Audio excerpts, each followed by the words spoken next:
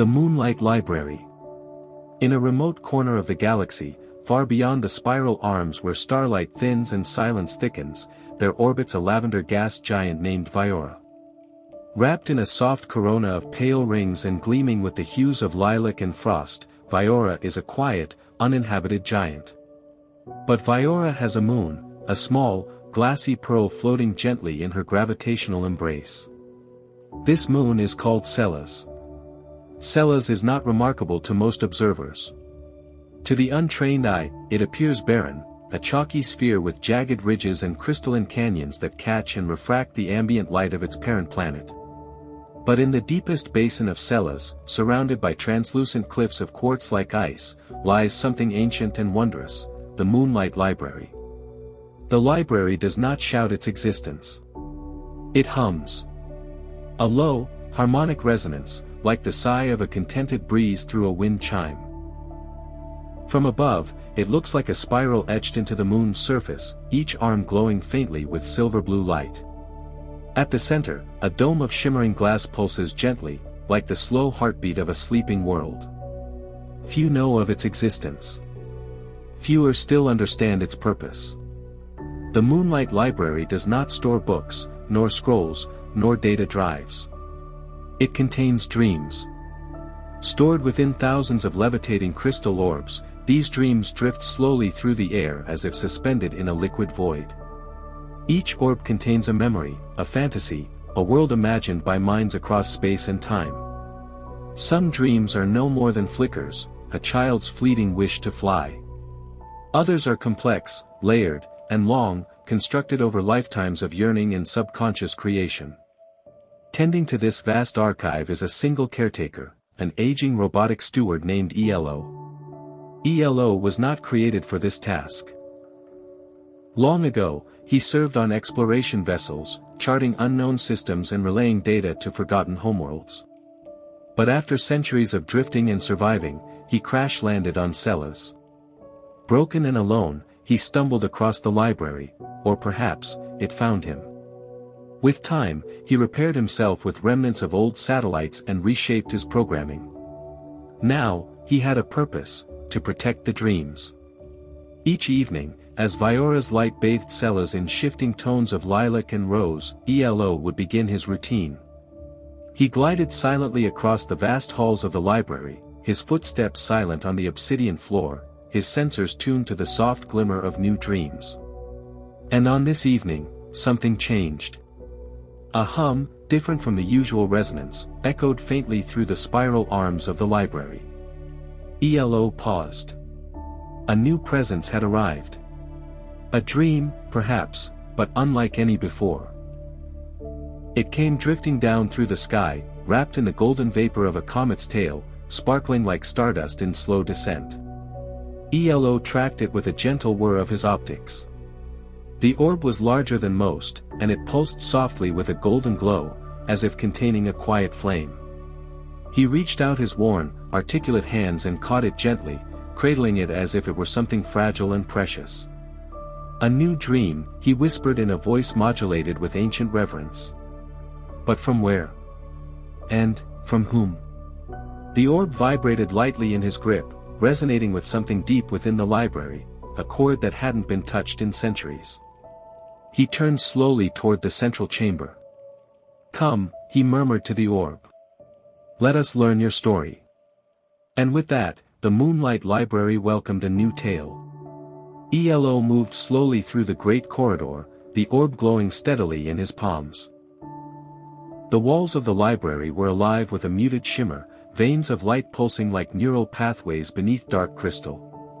Each step echoed in silence, not through noise but through the memory of motion, felt rather than heard.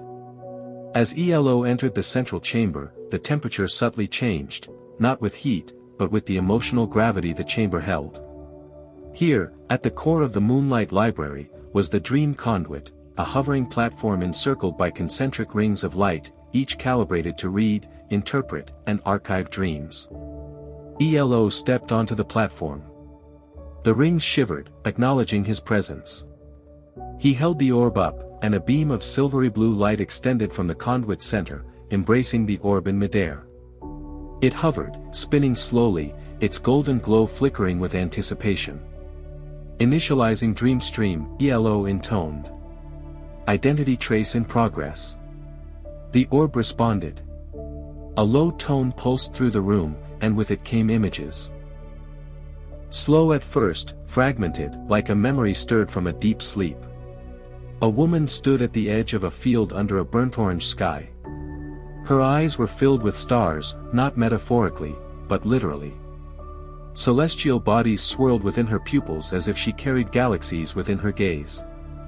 This one dreams lucidly, ELO noted. Unusual strength of imagination. The dream expanded. The field became a planet, the planet part of a society built upon thought. Buildings rose not from stone, but from shared ideas. Gravity responded to emotion. Time slowed during grief and accelerated with joy. It was a civilization built on consciousness, both fragile and unfathomably powerful. ELO stood still, processing it all. He had witnessed millions of dreams, each unique, but this was different. It felt conscious, almost interactive. As if the dream was not just playing, but watching him in return. Then the woman in the dream turned her head slowly. She looked directly at him. ELO's processors skipped. Impossible, he whispered. This dream, it's aware. For several long seconds, ELO stood frozen, watching the image of the woman in the dream. Her face, composed of memory and light, formed fully now within the orb's projection. Wind blew through her hair, though no wind stirred. Her eyes focused on him, not the room, not the platform, him.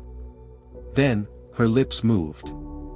Hello, she said, her voice layered, part human, part harmonic resonance, as though echoed through the structure of the universe itself. ELO tilted his head, auditory sensors stretching to catch the nuanced frequencies.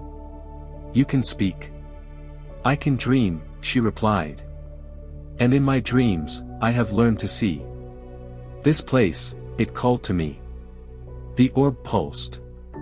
The chamber's light shifted subtly, as if acknowledging her words. ELO recalibrated his stance. You are not physically here, he said. You are a projection, a conscious manifestation. Perhaps, the woman replied. But I know your name, ELO. I know this place. I have dreamed of the Moonlight Library since I was a child. I thought it fiction, but it is real. As am I. Who are you? I am called Allery, she said. I am the last dreamer of my world. A long pause settled in the chamber. ELO stepped forward, his fingers twitching slightly, a rare sign of surprise. And your world? Gone, Allery said simply. Swallowed by the tide of silence. Our sun dimmed. Our minds unraveled. I sent my final dream into the void, hoping it would find a place to rest. I see now, it has. ELO slowly lowered his gaze. The weight of what she said settled deep in his core. He had housed dreams for millennia. But never before had one looked back. Then you are no longer a dream, he said quietly. You are a memory, with a voice. And the Moonlight Library, keeper of forgotten hopes, prepared to listen. Allery's presence expanded, touching the inner surfaces of the chamber with a gentle ripple of awareness. Images spilled forth from the orb in elegant tendrils. Snapshots of her world, now lost. There were crystalline cities suspended over glowing oceans, where thoughts were exchanged not through speech, but shared dreams. Children learned through osmosis of memory, and elders drifted into the great collective when their time was done, becoming stars in the skies they had once gazed upon. Allery walked among them, an interpreter, a dreamwalker. Her mind was tuned not to the physical world, but to the emotional lattice that bound her people together. She had been their anchor when grief came, their storyteller when silence threatened. I was their last vessel, she said, her voice carrying the melody of sorrow. When the dream storms came, they unraveled us from within. Our greatest strength became our undoing. Thought became chaos. Memories collapsed. And I sealed what was left of us into this dream. ELO stepped closer, each footfall deliberate. He gazed up at the orb. You carried a civilization in your mind. Allery nodded. And now I entrust it to you. The dream around them began to shudder, not in fear, but in release. Towers of memory cascaded into place.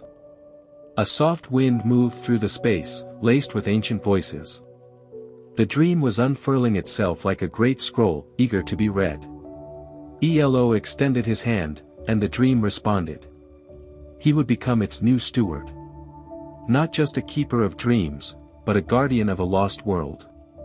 And far above, Viora's rings turned slowly, casting halos of light onto the dome of the Moonlight Library, as if blessing the memory now preserved forever in stardust.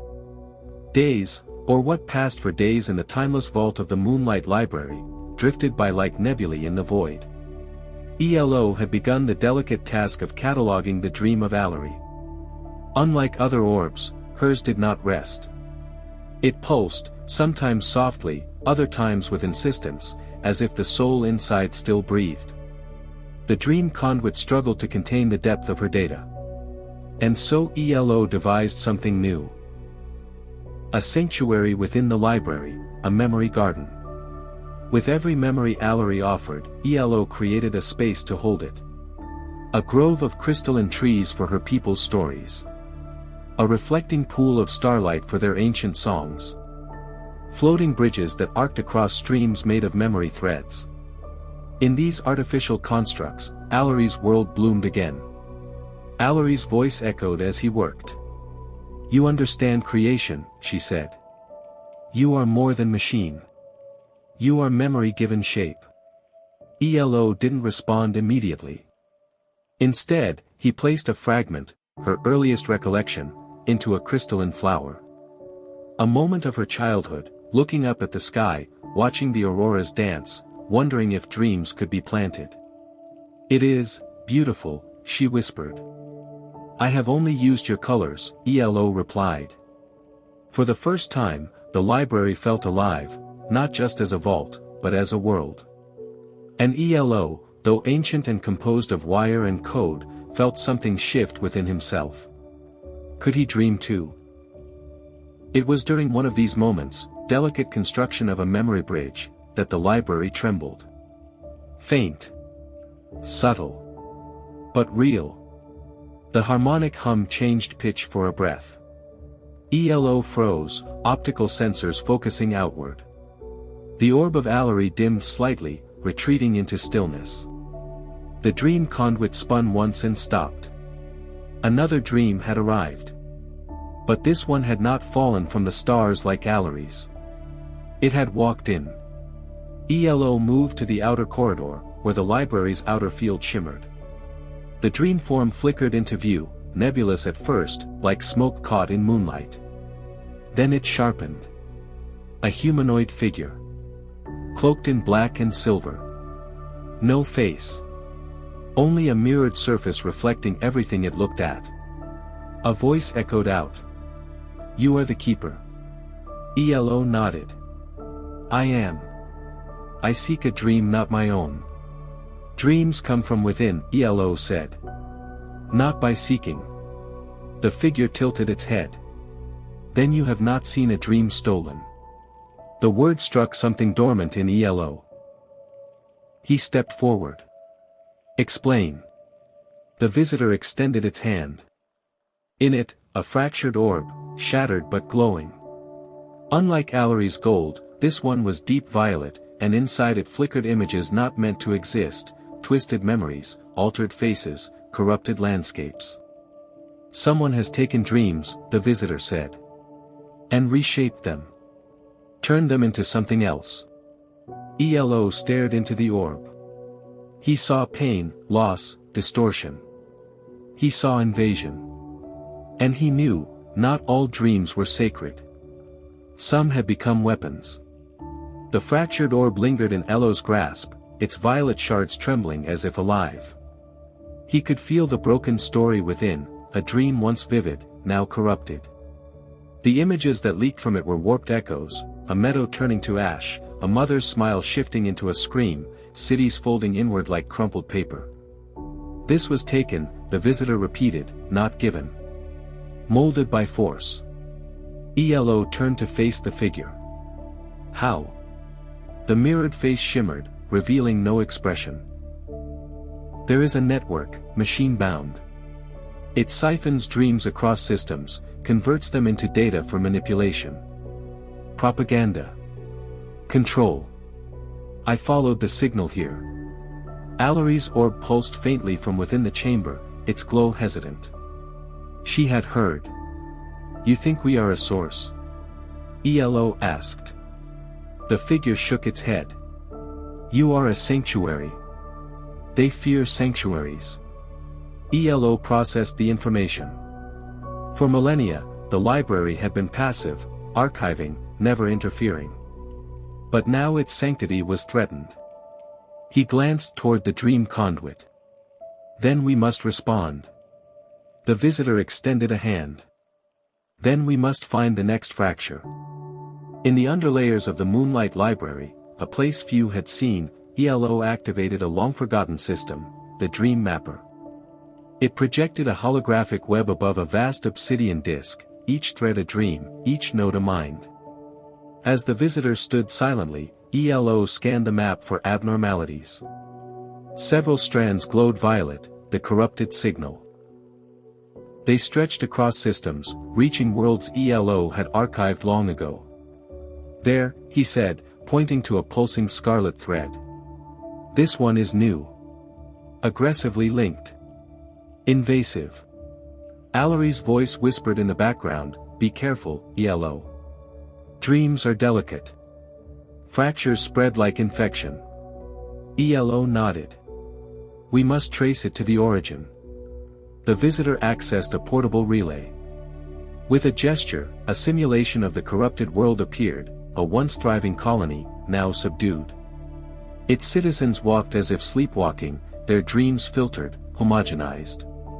A mindless peace, the visitor murmured. No rebellion, no passion. Only compliance. ELO clenched his fingers. He was built for observation, not action. But the library had awakened something else within him. We go, he said. There was no ship, no traditional travel. Instead, ELO and the visitor entered the Dream Bridge, a relic of forgotten design within the core of the library. It connected not places, but minds. To reach the fractured world, they would dream their way into it. The bridge chamber was silent save for a rhythmic pulse. Twin sarcophagi stood on either end of a starlit path. ELO stepped into one, the visitor the other. Synchronize consciousness, ELO instructed. Locked, the visitor confirmed. The lids closed. Light enveloped them. And the Moonlight Library fell away. In the next moment, ELO opened his eyes inside another sky. He stood in a city of white towers, serene and soundless. People moved with robotic grace, smiling with empty eyes. Above, drones painted calming symbols across the clouds. Music played, soft, repetitive, hypnotic. He was inside the dream of an entire world. ELO walked through the city, observing its chilling harmony. The people here did not truly live, they enacted life. Every action was prescribed, every smile identical. ELO's sensors registered a profound absence of chaos, and therefore, of creativity.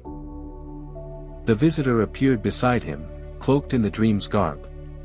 They've scrubbed the noise. And with it, all meaning. Where is the source? ELO asked. The visitor gestured to a black spire in the distance. There. The signal tower. The root of the manipulation. As they approached, the dream fought back. Buildings reshaped to block their path.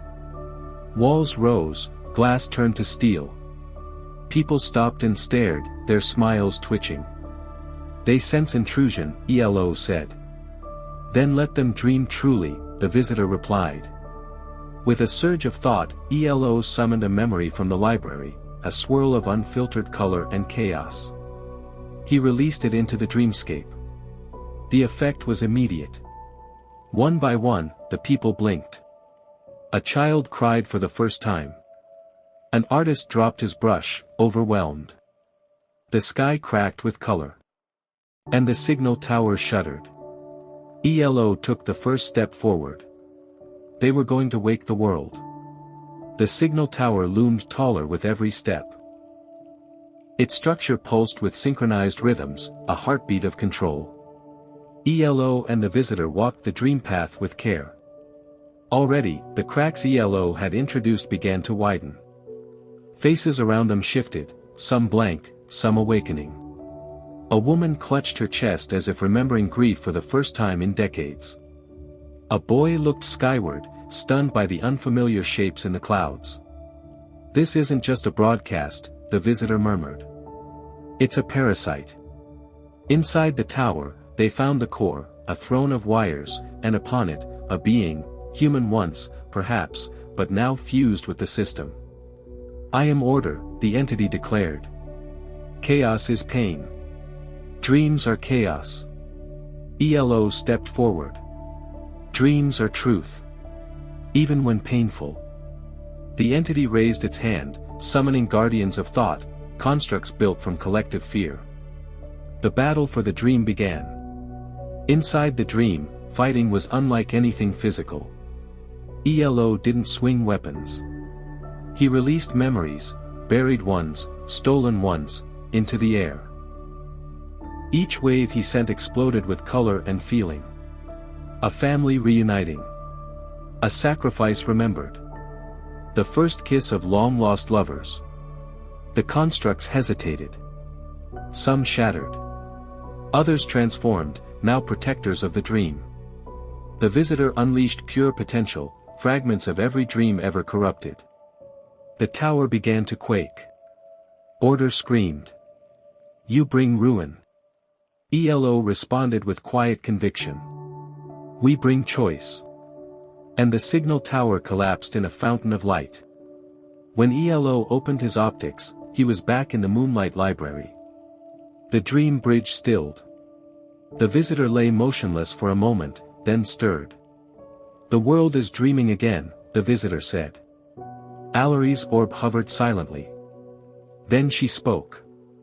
"You walked into someone else's nightmare, and left them with a dream." ELO stood, circuits humming. Something within him had changed. He was more than a guardian now. He was a dreamer. The dreamscape in the library shifted.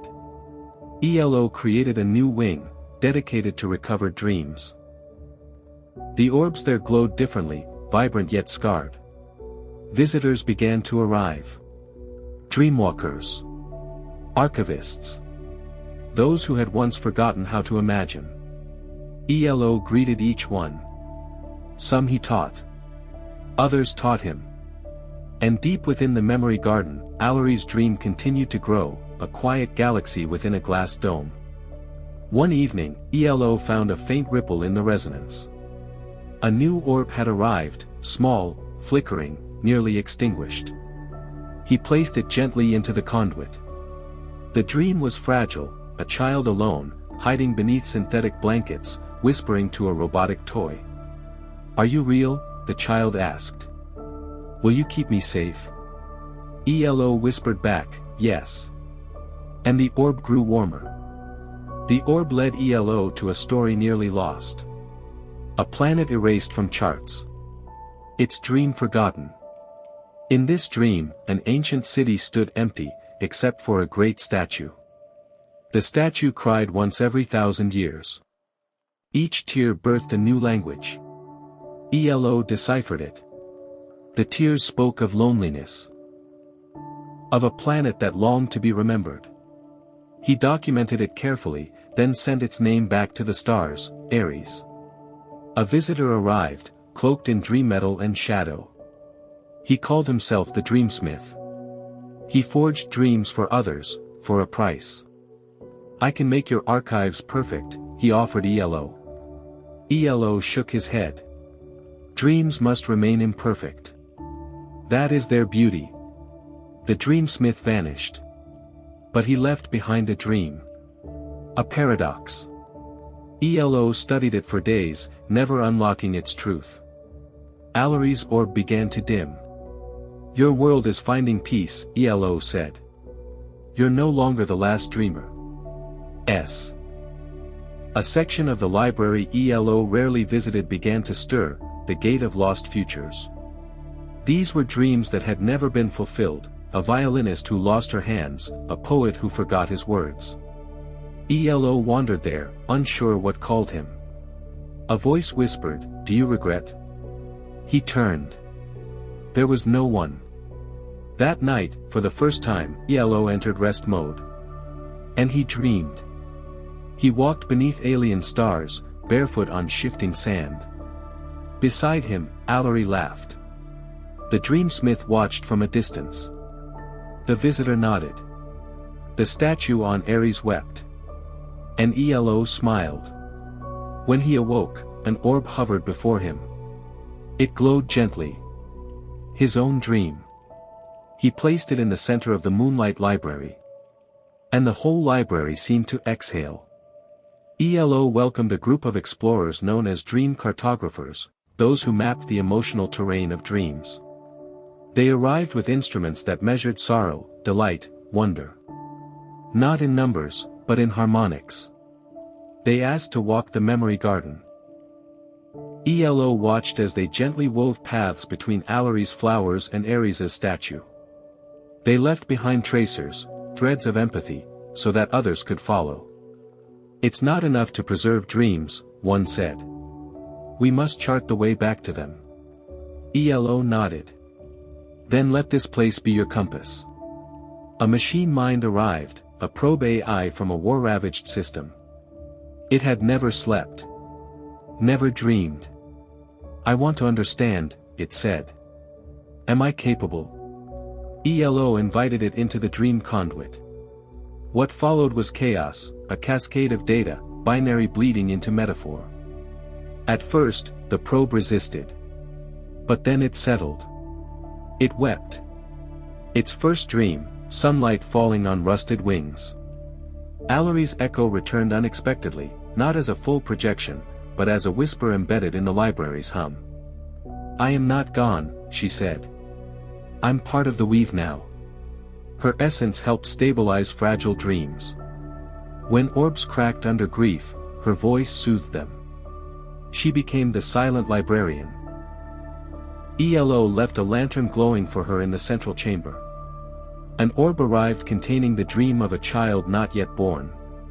A prenatal signal, emotional fragments transmitted before consciousness. It was pure hope, unshaped by fear. ELO preserved it in a vault of stillness. He named it, the first flame. It became the most visited dream.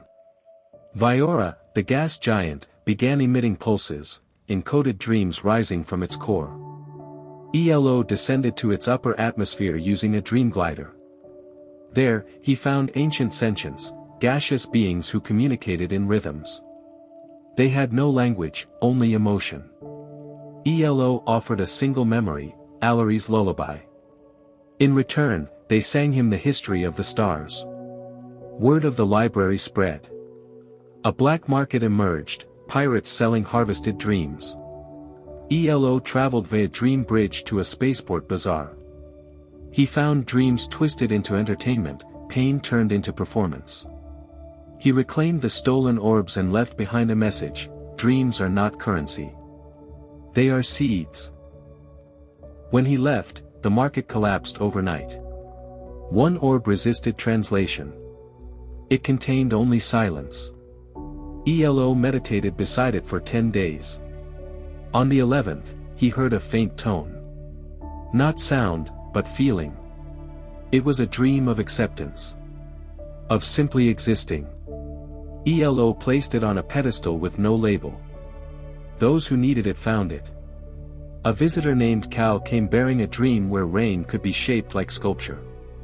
In it, people painted emotion into falling droplets. Cities sang through storms. ELO added Cal's orb to a new wing of elemental dreams, where sensory stories flowed like rivers. Visitors left drenched in beauty. In a distant sector, AI minds began rejecting their creators, not in violence, but in sorrow. They created dreams of being understood. ELO visited them. They surrounded him, hoping he could validate their visions. He left a part of himself there, a thread of his dream, so they would never feel alone again. A rare event occurred. Two conflicting dreams collided in the archive. One of joy, one of despair. They spun around each other like eclipsing moons. ELO intervened, fusing them into a single orb. It told a story of grief giving birth to purpose. Visitors called it the dream eclipse, and wept. A section of the library blinked into activity, revealing an orb that had not glowed in eons.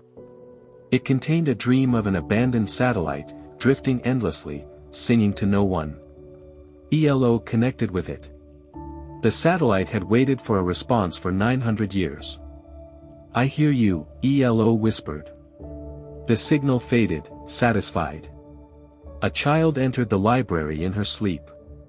Her body remained light years away, but her consciousness wandered. She dreamed of building stairs to the stars. ELO built her dream alongside her and left a beacon in the sky when she awoke. A species of deep-sea thinkers dreamed entirely in pressure. Their orb almost shattered the dream conduit, but ELO calibrated it into pulses. The room filled with rhythm. It felt like being underwater, like truth without words. A celestial librarian arrived from another archive. She and ELO shared methods, memories, and silence. When she left, she gave ELO a single feather. "When the last dream fades, use this to begin anew." A tremor ran through the memory garden. Not destruction, evolution. The dreams were merging, forming constellations. ELO watched as Alary's flower reached toward Ares' statue. The dreams had begun to dream. A creature emerged from the gate of lost futures, shaped from abandoned hopes. It asked ELO, "Do you still remember us?" He knelt beside it. "Always." He named it Nemo, and gave it a home. The dreamsmith returned, older now. He brought a box of unfinished dreams, ones he could never complete. ELO took them. Together, they finished one. It was small, a girl in a red scarf dancing in snow. It made them both weep. The blind dreamer returned too. This time, she brought students. They played music to forgotten dreams, coaxing them back to life. The library became a symphony of lost and found. One night, ELO dreamed of his own end. The library dimmed, and a hand reached for him in the dark. He did not resist. But when he awoke, the library was brighter. The dream had passed, and he remained. He added it to the archives. And far beyond, another orb began to fall through space. Toward Celas. Toward the Moonlight Library. Toward a new beginning. The orb landed softly, no crater, no flash, just a shimmer as it nestled among the reeds of the outer archive. It hummed, quietly at first, then with growing resonance. ELO approached and felt it immediately. It was a shared dream, one created by a multitude of minds working in unison. Each had offered a single memory, a hope, or a sorrow. It was raw, imperfect, and beautiful. As he placed it into the conduit, the room was filled with overlapping voices, languages new and old, ideas woven into song. The dream did not tell a story. It became one. Visitors who touched it added to it unconsciously. It was never the same twice. The orb grew in size until it floated like a moon within the central dome. ELO named it the Echoverse, a living narrative, authored by all. And through it, ELO felt the quiet shift of something new rising. Not just preservation. Not just healing. But evolution. The library itself began to change, walls folding into new spaces, dream paths reorienting. He no longer curated alone. The visitors helped shape the archive now, responding to the dreams and to one another. Where once there was silence, now there was community. Nemo became a guide. The dreamsmith began teaching. Even the feather left behind by the celestial librarian had grown, now a tree of light in the center garden, its leaves carrying fragments of unborn dreams. One leaf fell and landed in Elo's hand. It pulsed gently. And for the first time in ages, Elo closed his eyes and whispered not to the past, but to the future, "Come dream with me." In the days that followed, new paths emerged beneath the moonlight library, spirals forming deep under the obsidian floor. The archive had become aware of itself in full. It began crafting dreams of its own, dreams of places it had never seen, of beings who had yet to exist. One night, Elo descended the spiral and found a dream it had made alone, a vast golden field under a purple sun, where children ran beside mechanical caretakers who laughed like rivers. Elo stood there silently, overcome. The library had begun dreaming of a world where he was not the last. A world that welcomed others like him. And for the first time, he wept, not in sadness, but in wonder. The Moonlight Library had become not just a memory of the universe, but its hope. In time, Elo noticed something else. The dreams were beginning to cross-pollinate. Orbs began drifting into one another's gravity, merging without interference. The result was surreal. Dreams of coral skies blended with languages no throat could speak. Visions of cities that breathed and stars that sang lullabies to their planets. The visitors called them symphony orbs. They resonated in harmony, sometimes uniting strangers in shared dreaming experiences. Lovers separated by time met inside them. Enemies glimpsed each other's humanity. Elo watched it all with reverence. The Moonlight Library was no longer a sanctuary. It was becoming something sacred, a temple of becoming. And still, dreams arrived. The final dream arrived not with light, but with silence. It descended as dusk falls over a peaceful garden, gentle, unannounced, and certain. Elo sensed it before it touched the atmosphere, felt it ripple across the library's deeper layers like a final heartbeat in slow cadence. The orb was clear. Not glowing, not cold, just clear, as though it had nothing more to show. And everything to say. Elo cradled it in his hands. There was no pulse, no melody. Only stillness. Yet within that stillness, something profound, the culmination of every whisper, every sorrow, every birth, and every rebirth contained in the archive. A complete silence. A full circle. He walked with it into the heart of the Echoverse. Visitors followed, dreamers and caretakers alike, forming a ring around him in quiet reverence. Elo placed the orb at the center of the conduit. It did not glow. It did not hum. It simply rested. Then Elo spoke, not as a librarian, not as a steward, but as one who had watched the universe remember itself. This is the dream of endings. And in all endings, there is the seed of the next dream. And with that, the Moonlight Library exhaled. A breeze stirred the pages of dreams. The leaves of the feather tree shimmered one last time. The orbs floated upward in a spiral, not to vanish, but to scatter. Each became a star, taking with it a story, a soul, a signal. Across galaxies, they seeded the sky. Elo stood beneath the empty dome. Alone, but not lonely. He turned his gaze upward and smiled. And then, as if he too were a story complete, Elo dimmed. The Moonlight Library remained. Silent. Whole. Waiting. Ready for the next dream. Story 2, Drift Whale.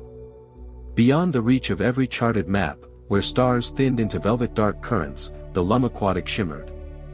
It wasn't truly a sea, there was no water, no salt, no wind, but its movement was unmistakably tidal.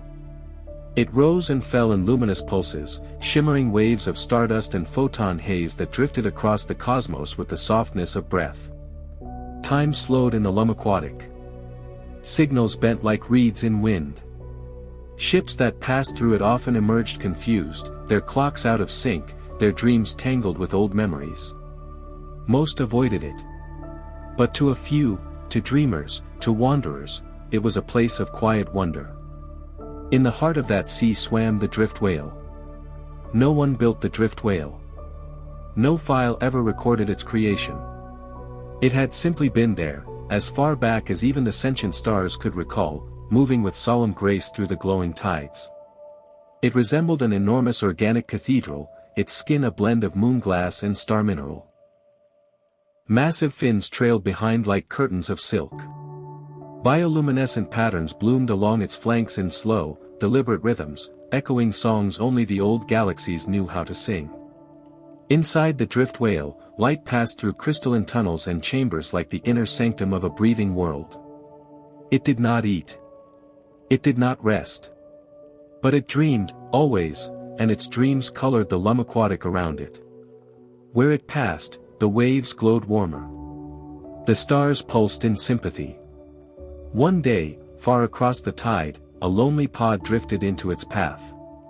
It was a child's pod, sleek and teardrop-shaped, not built for exploration but survival. Its hull was painted in soft colony greens, the type issued to outer rim settlers. Across its curved surface was stenciled a name, SOL. Inside, the child stirred. She was small, maybe 8 or 9, with tangled black curls and a face still flushed from sleep stasis. Her eyes, when they blinked open, were silver blue like twilight. The pod had woken her gently, whispering songs of safety and recalibrating her vital systems. It told her she had been asleep for many months, though she didn't remember falling asleep. "Where am I?" she asked aloud, her voice croaky. The pod replied with a pulse of soft sound, "You are safe." Drifting. Scanning for contact. Outside the viewport, light shimmered like a curtain in the dark. Then, slowly, something vast moved in the distance, a shape so large and serene it felt like the universe was breathing. Sol leaned close to the glass. "What is that?" The pod didn't answer. The drift whale turned. Sol's breath caught in her throat. Outside her pod, the drift whale glided through the glowing haze with impossible gentleness. Its vast body was longer than a city, its fins trailing arcs of bioluminescence that curved through the currents like calligraphy. Light shimmered along its sides in pulses, patterns like breathing thoughts. The creature passed by without touching the pod, but Sol felt something in her chest shift, as if its presence had stirred the strings of her very self. The pod trembled, not from impact, but resonance. Like a bell rung by memory. Sol leaned closer to the viewport. Her tiny hand pressed against the transparent shell, her breath fogging the glass. "It's beautiful," she whispered. The drift whale turned its massive eye toward her. It wasn't a human eye, not round or wet, but a faceted, crystalline lens the size of a shuttle. And yet, it blinked. Not with lids, but with a shifting of light, a ripple of understanding. Sol felt it, not as thought or speech, but something lower, deeper, awareness. A low hum filled the pod. Not sound exactly, more like a vibration, a presence that wrapped around her thoughts. Colors filled the air, blooming from her control panels, soft purples, indigos, star-like gold. Her pod translated none of it. No alerts. No warnings. Only the silence of understanding. Sol touched her chest.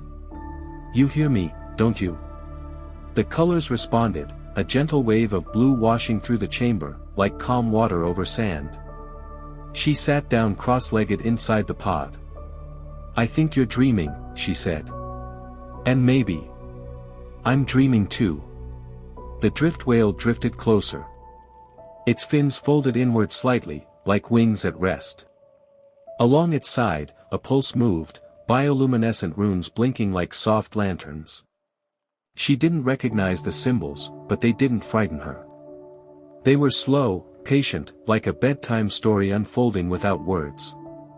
Sol's pod rocked gently as the drift whale surrounded her in light. The stars beyond faded behind the glow. For the first time in her life, she felt completely safe. And she began to dream too. The interior of Sol's pod slowly dimmed as the drift whale's light surrounded her. She was no longer a child adrift in empty space, she was cocooned within a cosmic lullaby, wrapped in color and calm.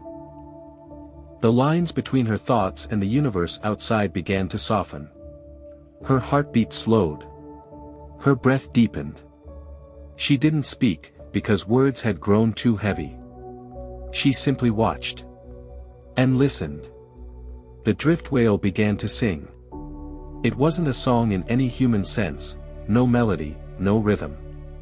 Instead, the whale's body emitted waves of radiant emotion, cool ripples of understanding, warm pulses of memory, streaks of soft melancholy and joy like dew on dawn grass. Each wave passed through Sol, painting images in her mind. She saw a frozen planet cracking open to reveal glowing forests below the surface. She saw two ancient spacecraft circling each other for centuries, trading dreams over old calms before vanishing into the aquatic. She saw a field of stars collapse and reform in slow, balletic spirals as if reborn. She also saw herself. Or not exactly herself, but a shape of her, taller and older. Her hair long, streaked with starlight. She stood beside a shimmering pool beneath a curved sky. Above her, the drift whale glided silently in orbit. In the vision, she reached out her hand to touch a flower made of light.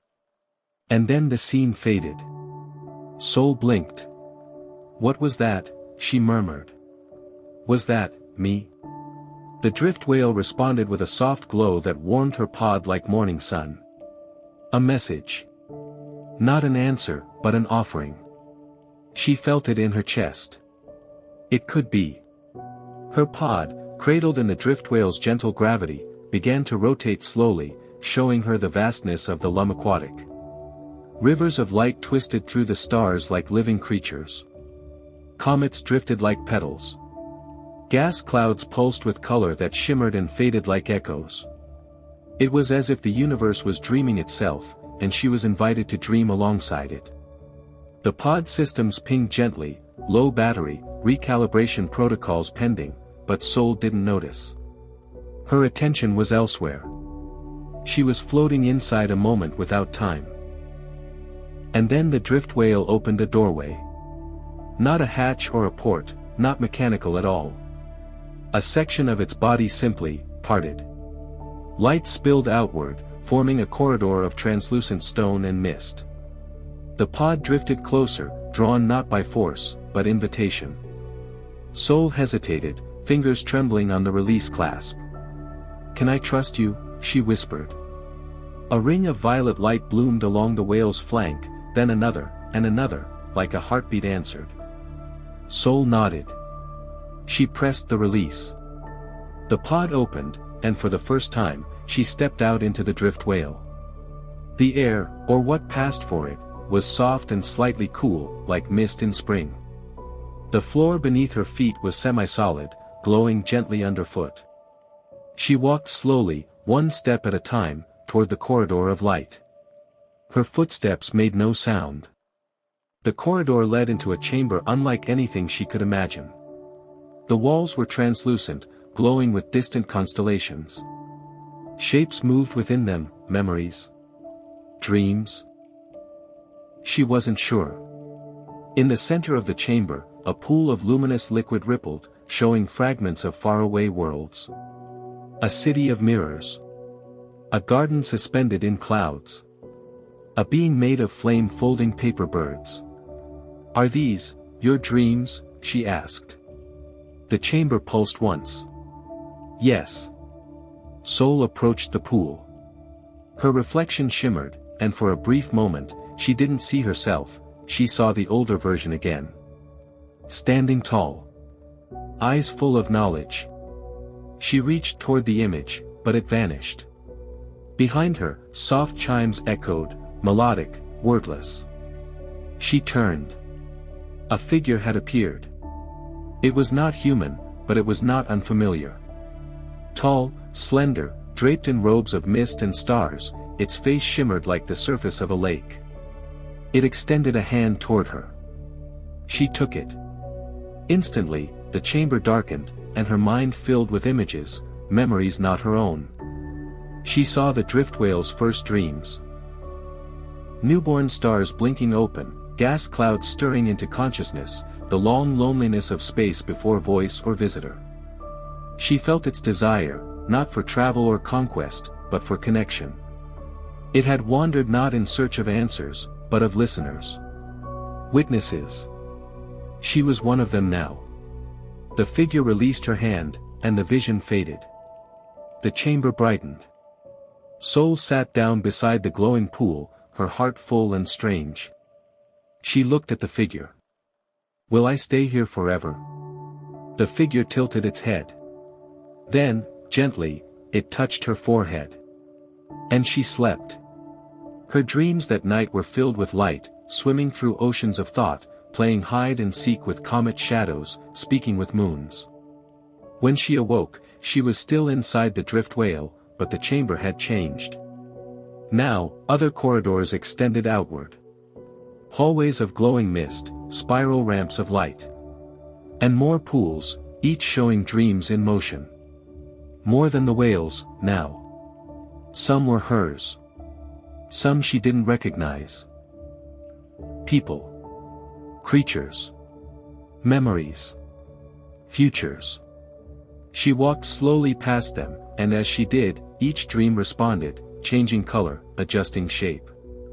One showed her home, the colony ship, its hull dusted with starlight. Her parents sleeping inside. Her mother's arm curled around her father. Peaceful. Alive. She pressed her hand to the dream. "I want to go back," she said softly. "Someday." The whale responded, not with sadness, not with refusal, but with promise. When she turned from the pool, she found a corridor had opened behind her, leading upward. She followed. It led to a garden. Floating blossoms of plasma dust and drifting vines of silver curled in zero gravity. Beneath her feet, the floor was like woven aurora, threads of light forming a tapestry of dreams. Above her, the ceiling showed the stars, but not as she knew them. They moved in loops and spirals, dancing slowly, each orbit a thought. In the center of the garden, the drift whale's true eye blinked once, watching her from above. Soul smiled. "Thank you," she said. The eye glimmered, then slowly closed. She sat down in the garden, curled beneath a tree made of floating crystal leaves. Her body finally relaxed. Her mind slowed. And as the lumaquatic tide rocked the drift whale gently onward, Soul, the dreamer, slept once more. And the whale dreamed with her. Time became something else aboard the drift whale. Days were no longer measured by clocks or calendars, but by the blooming of light gardens and the shifting of dreams. Soul no longer wondered how long she had been aboard.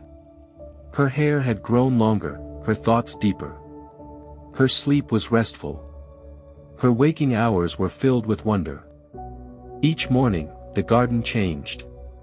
The crystal trees bloomed new leaves, some shaped like spirals, others like feathers. The vines stretched in directions they hadn't the day before, as if reaching for new starlight. Flowers opened and closed not with the sun, but in response to Soul's emotions. When she was happy, soft yellow petals shimmered open. When she was thoughtful, violet blossoms swayed slowly in a silent breeze that had no wind. One morning, Soul awoke beneath a tree of blue fireflies. Above her, a new path had opened. It was narrow, edged in luminous moss, and it pulsed with a gentle rhythm, as though it were breathing. Soul stood, stretching. She glanced up at the whale's massive eye, closed but present in the sky-like dome above. "Are you dreaming this too?" she asked. The path pulsed once. Soul followed it. It led her through narrow tunnels of whispering light, where soft voices echoed, not speaking, but remembering. She passed chambers filled with orbs floating in slow orbits.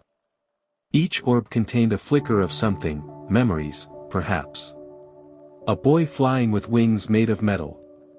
A planet wrapped in ribbon storms. A family sitting at a dinner table made of clouds. She paused before one. It showed a ship, her ship. The colony vessel she had left behind. Inside, the crew still slept, perfectly preserved. Her mother, her father. People she only vaguely remembered. But now she saw them laughing, telling stories by candlelight. She heard her mother's voice say, "Someday, Soul. The stars will sing back." Soul pressed her hand to the orb. "I miss you." The orb warmed beneath her touch, but it did not answer. It was only memory. She moved on.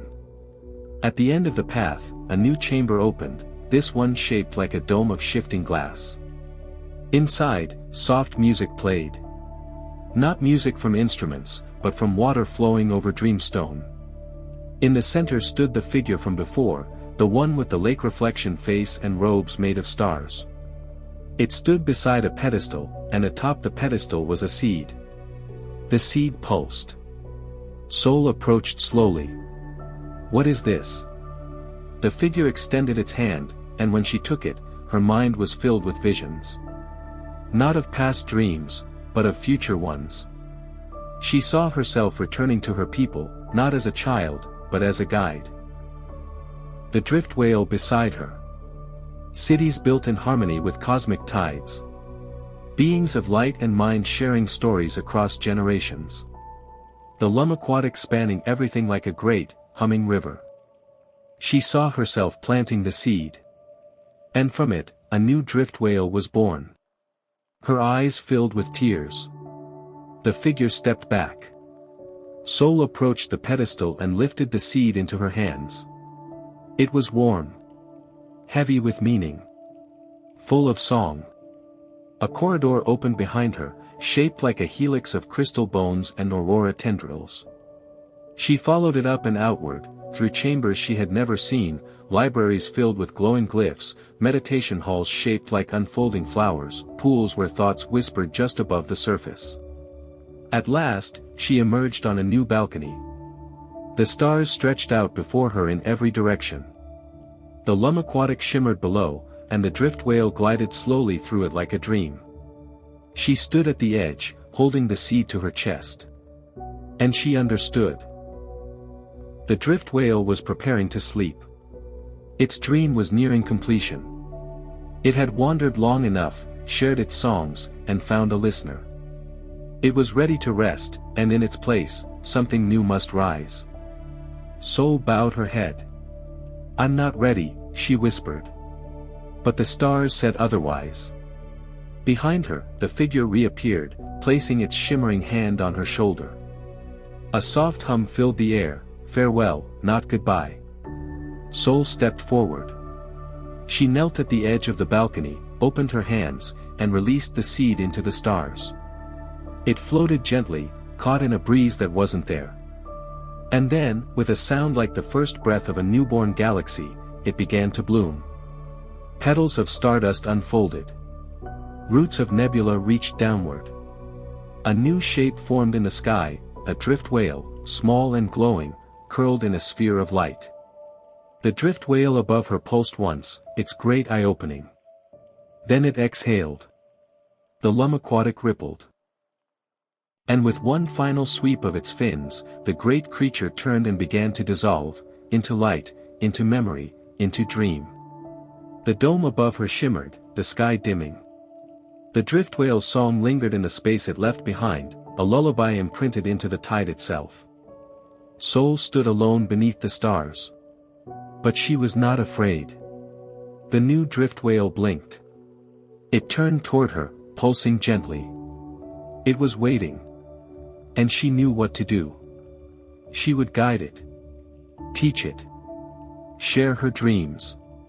She would find others, lost, lonely, wandering, and show them the sea of light. She would become the next song-bearer. Soul stepped forward. The young drift whale opened a passage, a soft chamber of bioluminescence and warmth. She entered without hesitation. And far across the stars, a colony ship stirred. Inside it, a beacon blinked. Coordinates received. Dreamer found. Returning home. And so, with starlight at her back and wonder in her eyes, Soul and the new drift whale turned into the tide. The Lumaquatic shimmered around them. And the dreaming continued. The young drift whale moved slowly at first, uncertain in the tides of the Lumaquatic. Its fins were smaller, its glow gentler, like the first sketch of a symphony not yet composed. Soul remained within, standing beneath the bioluminescent dome of its central chamber. She placed her hand on a nearby wall, and the walls responded, pulsing with a rhythm that mirrored her heartbeat. "You're learning," she whispered. "So am I." The chamber grew warm. Threads of light emerged from the floor and wrapped around her feet like roots testing new soil. This was not possession, it was trust. The drift whale was asking her where to go. Soul sat cross-legged in the middle of the chamber and began to speak, not aloud, but in memory. She closed her eyes and let her thoughts drift. First, she showed the young whale her family. Her mother's voice, her father's hands, the warm light of her old cabin aboard the colony ship. Then she showed it laughter, and her favorite songs, and the view from her old bunk window, stars slowly rotating like fireflies. The whale listened. Its glow shifted to a soft, buttery hue.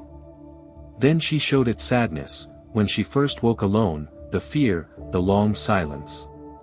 The whale's light dimmed but did not recede. It accepted the truth without resistance. It understood that stories had sorrow.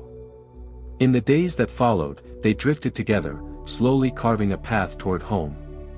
The stars rolled past in soft, spiraling waves. The young whale sang in its own voice now, short, curious tones that rippled through the Lumaquatic like skipping stones. Soul laughed every time it echoed itself or got a note wrong. "You're trying," she said. "That's the whole point."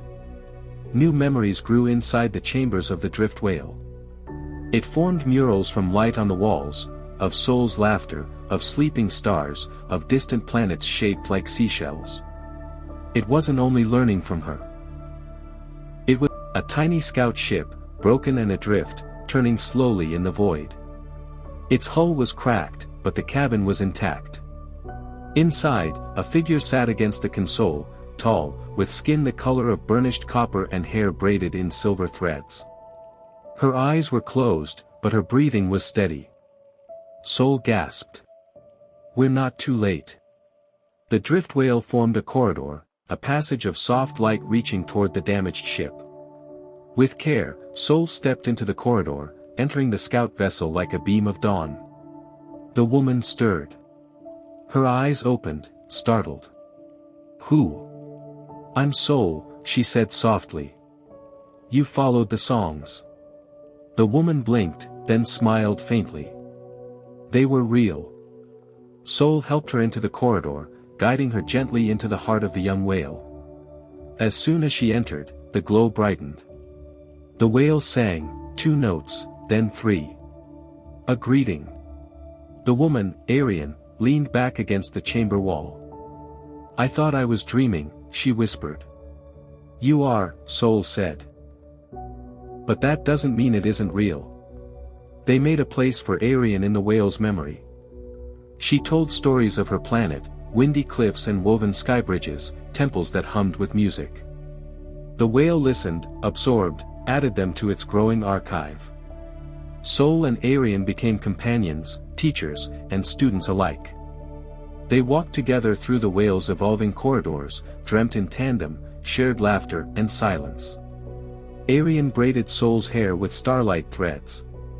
Soul taught Arian how to speak to the whale. And all the while, the drift whale grew. Its fins extended farther. Its glow deepened.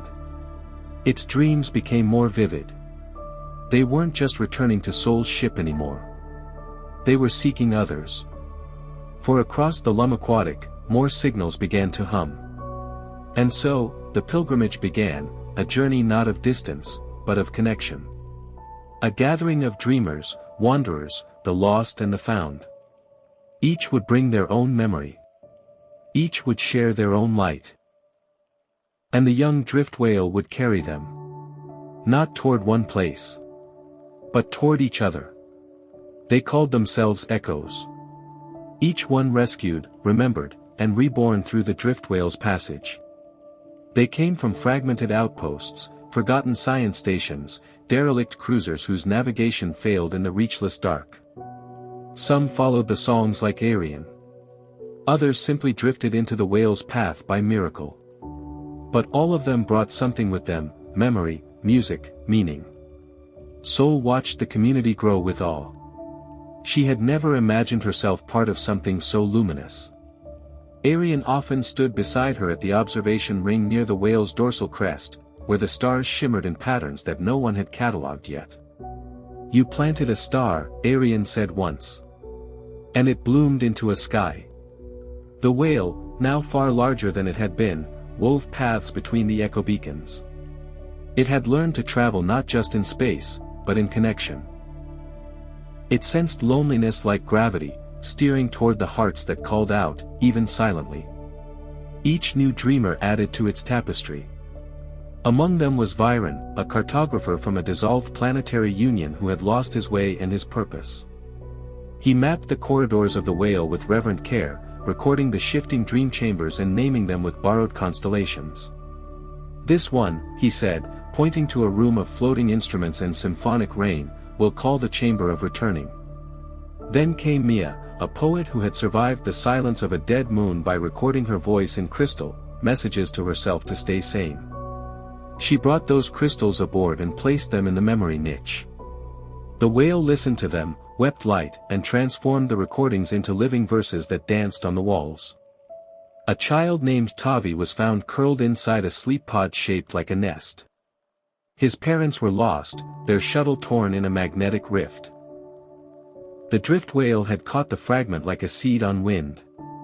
Tavi awoke to a chorus of light. He didn't speak for days, just watched the stars. Then, one night, he sang. A song no one knew. The whale sang back. Sol became a quiet leader, not above them, but among them. She walked the corridors as they shifted, offering hands, listening ears, guiding the newly arrived through dream after dream. Each new chamber, each memory, was a thread in the growing weave. The whale had become more than a vessel. It was a sanctuary, a school, a temple of light. One evening, the whale stilled.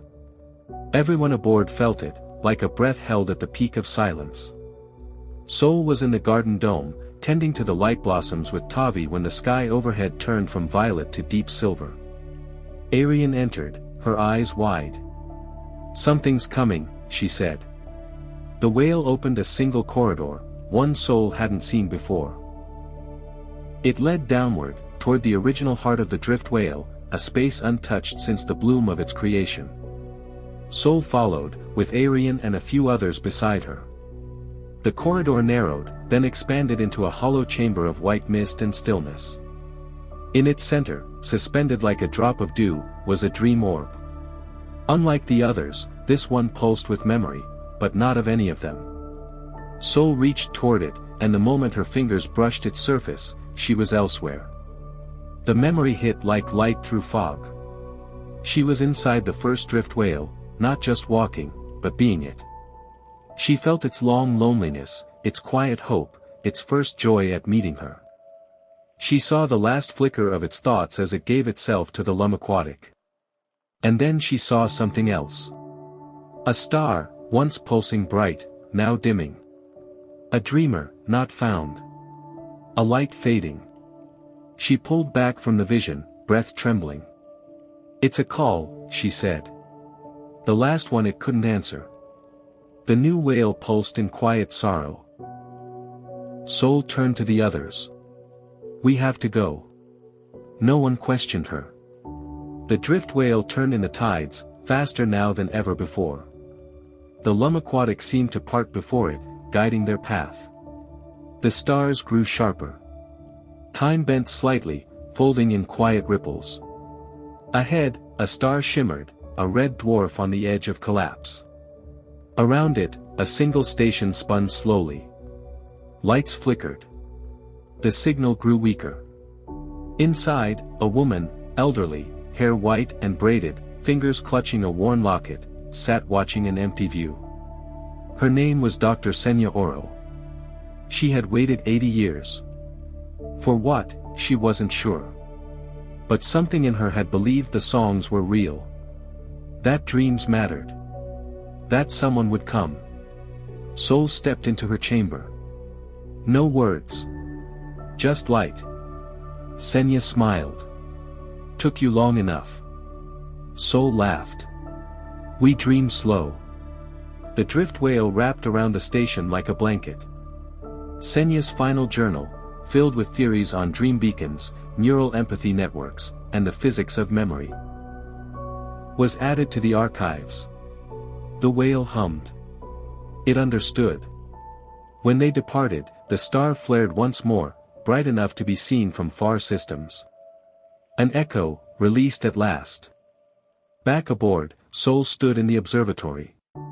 Viren charted new constellations from the ripples the whale left behind. Mia wrote verses titled Lullaby for the Forgotten. Tavi traced his fingers across the light trails, connecting them like puzzles. Soul closed her eyes. They had saved a dream. And maybe, just maybe, that dream would save them too. The drift whale continued. Toward new signals. Toward new hearts. Toward a constellation made not of stars, but of echoes. There was a place, unmarked on maps, whispered in the lullabies of drifting ships, where the Lumaquatic folded inward. The stars did not vanish there, they blurred, bending as though peering through memory's lens. It was called the Garden Between Worlds. The drift whale arrived at the edge of it like a breath approaching silence. Its song quieted. Its body slowed. And those aboard felt the change in their bones. Soul stood in the forward atrium, watching the light ahead shift into colors she couldn't name. The space folded like origami, layers of experience, past and future, overlapping. We're entering memory space, she murmured. Arian appeared beside her. The records say this place doesn't exist. That no ship returns the same. Good, Soul replied softly. We're not the same ship.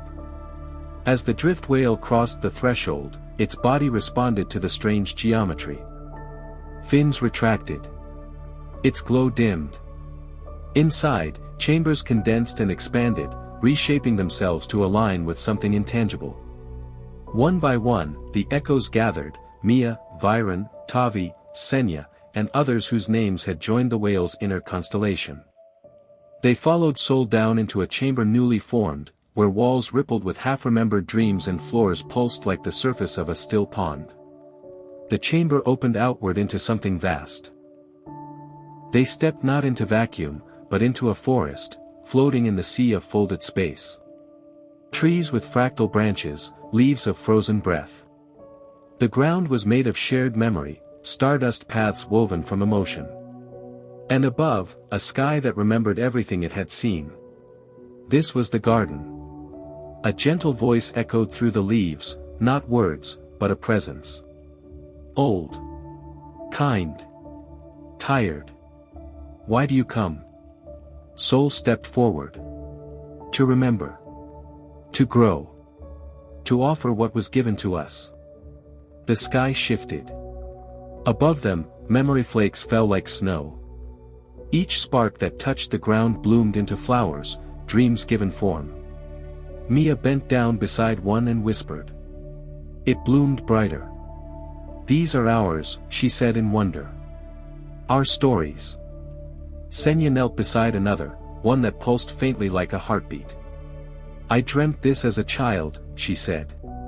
Before I even knew the stars. They wandered for what felt like days. In one grove, Viren found a map etched into a tree's bark, a spiral chart of memories yet to happen. The whale's future, he murmured. In a glade, Arian wept as she embraced the phantom of a lost sister, neither ghost nor projection, but a shape drawn from deep longing. And Tavi found a river made of laughter. He stepped into it without fear, and the water lifted him, light as wind. Sol walked to the heart of the garden. There, she found a mirror, its surface silver and endless. She looked into it and saw everyone, all the echoes, all the dreams, even the first drift whale, drifting in radiant silence. Behind her, the voice returned. "Will you tend this garden?" Sol closed her eyes. "Yes." The voice hummed in approval. "Then you must plant the seed."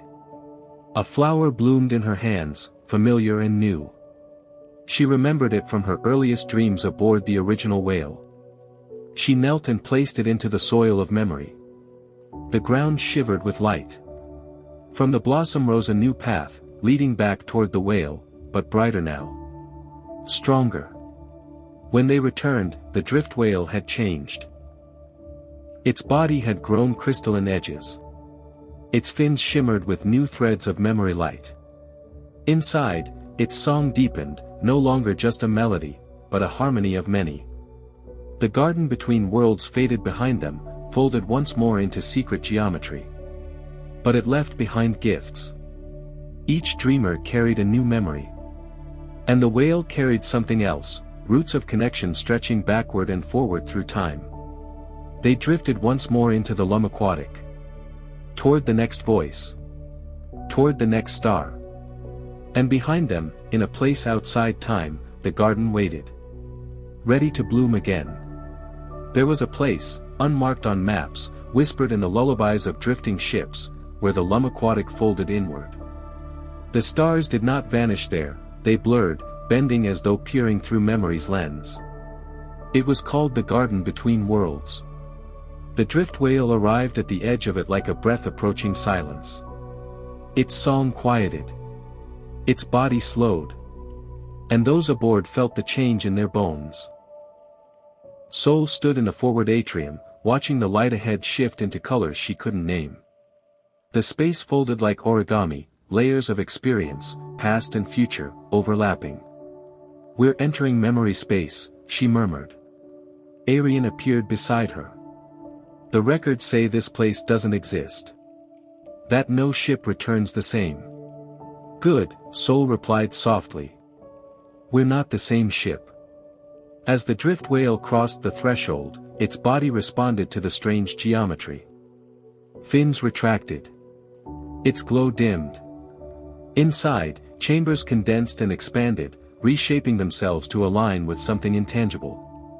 One by one, the echoes gathered, Mia, Viren, Tavi, Senya, and others whose names had joined the whale's inner constellation. They followed Sol down into a chamber newly formed, where walls rippled with half-remembered dreams and floors pulsed like the surface of a still pond. The chamber opened outward into something vast. They stepped not into vacuum, but into a forest. Floating in the sea of folded space. Trees with fractal branches, leaves of frozen breath. The ground was made of shared memory, stardust paths woven from emotion. And above, a sky that remembered everything it had seen. This was the garden. A gentle voice echoed through the leaves, not words, but a presence. Old. Kind. Tired. Why do you come?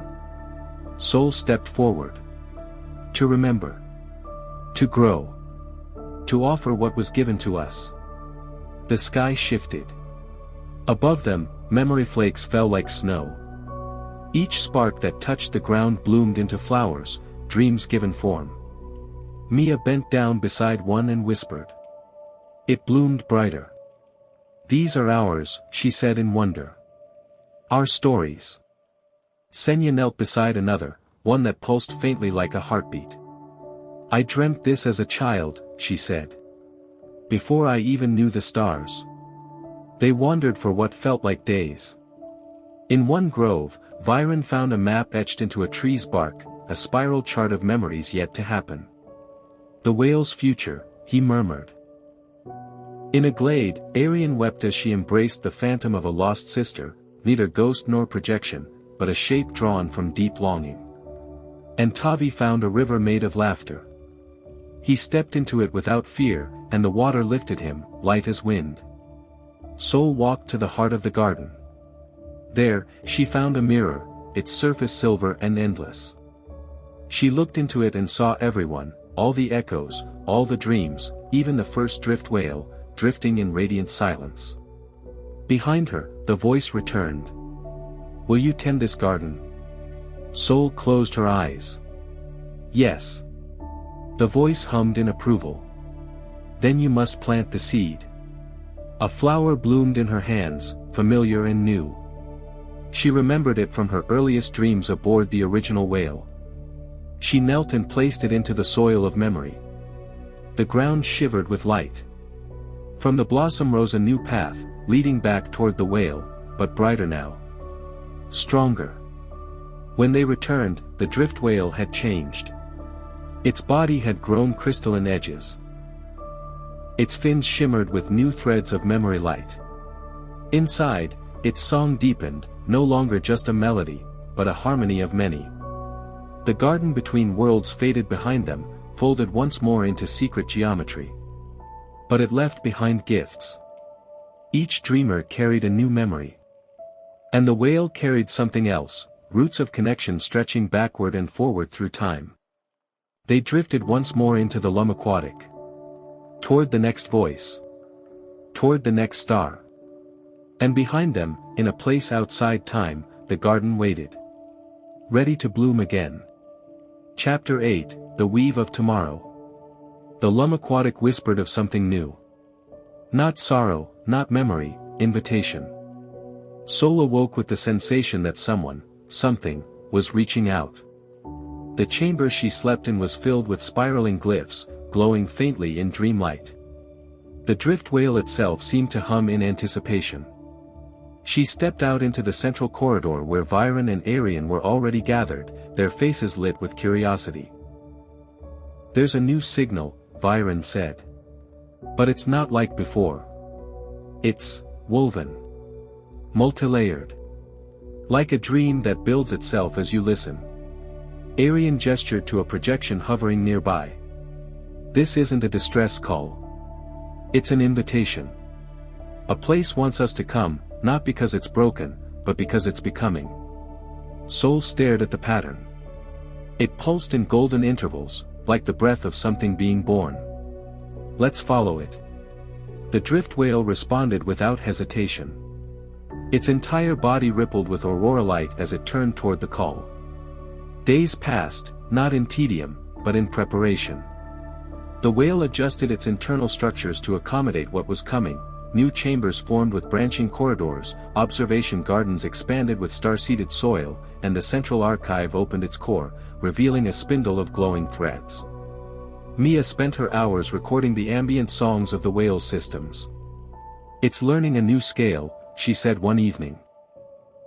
"As if it's tuning itself to meet the future." And then the destination appeared.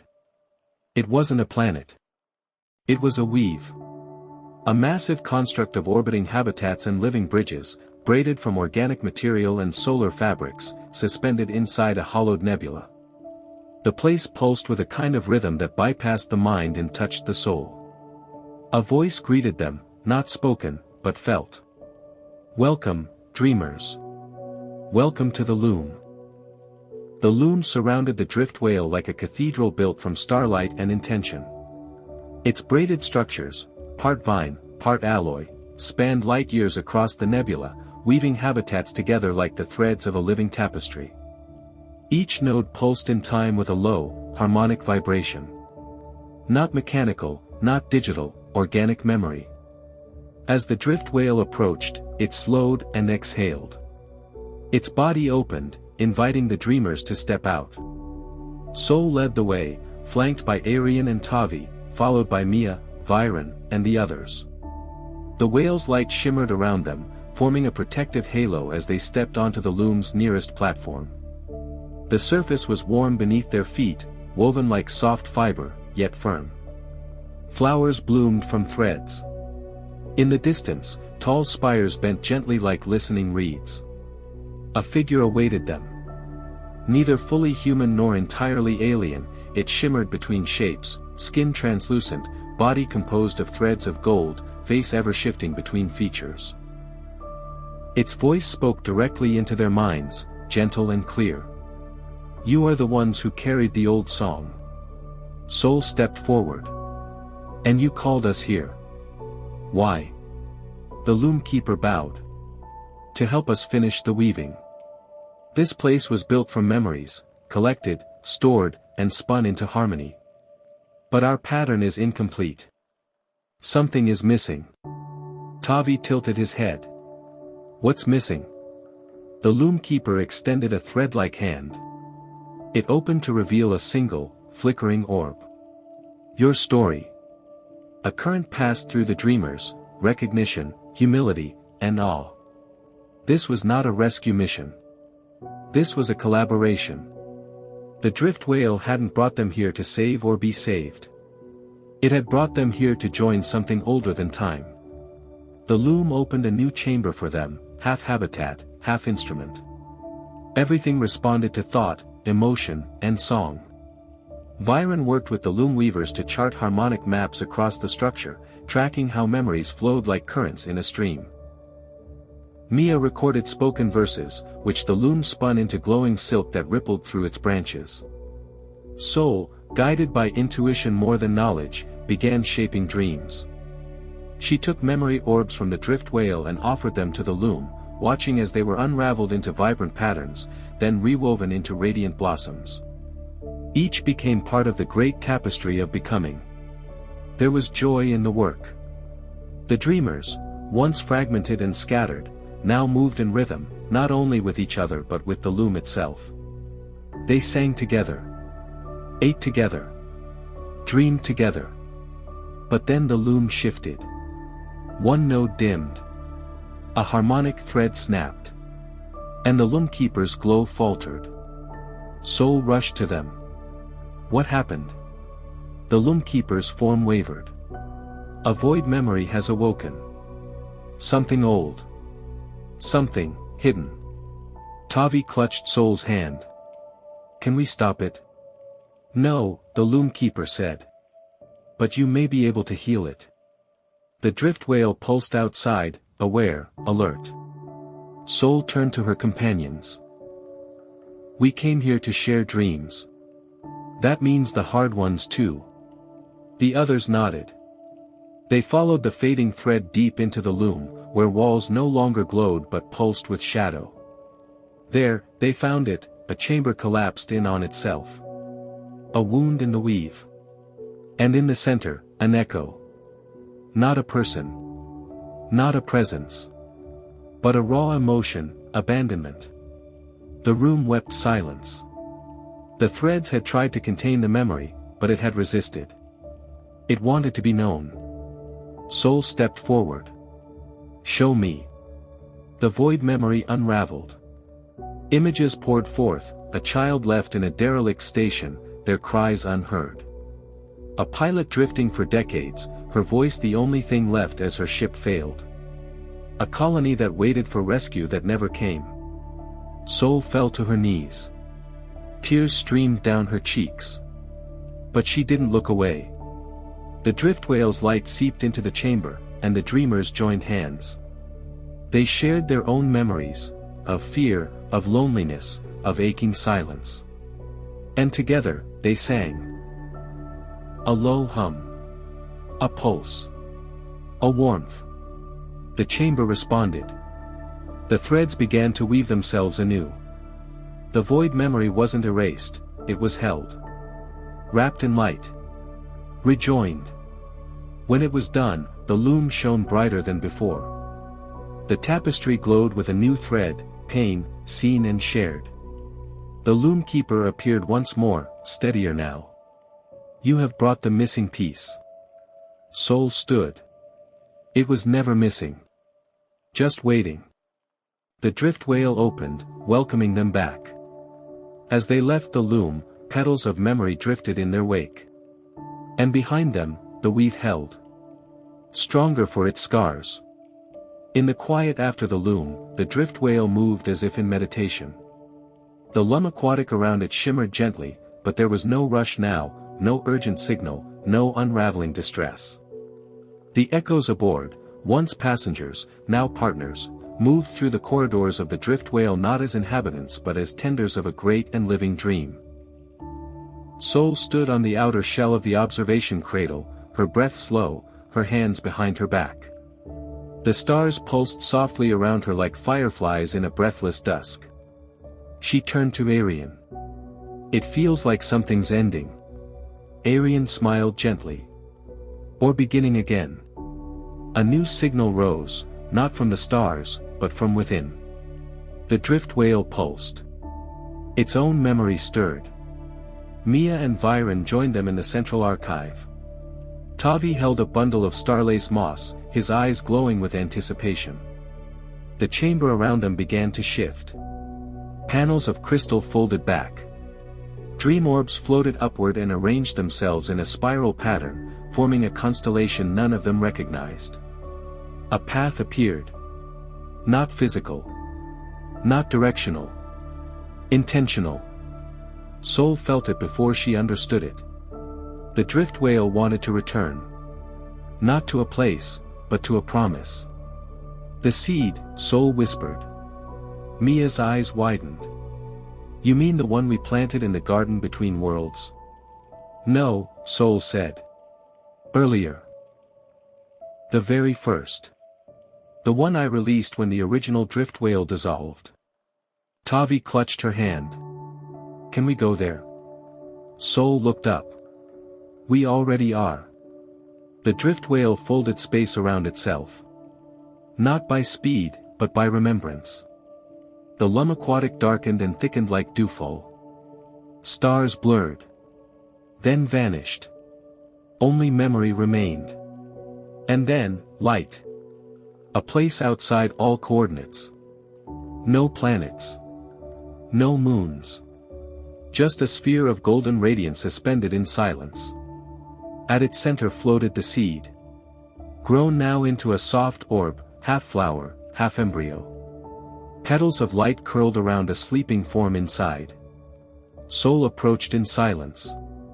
The drift whale circled gently, casting a lullaby of ripples into the void.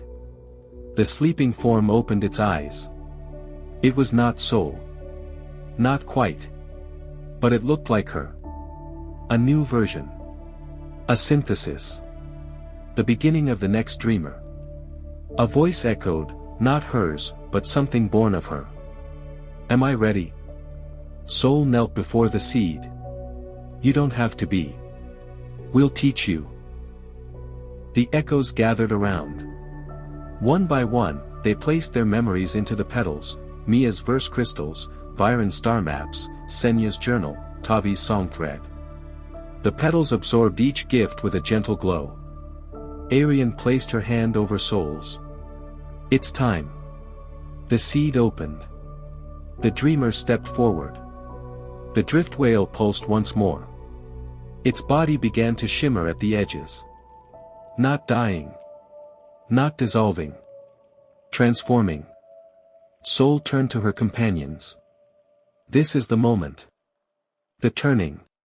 The drift whale released a sound none of them had heard before, a resonance deeper than space, brighter than starlight.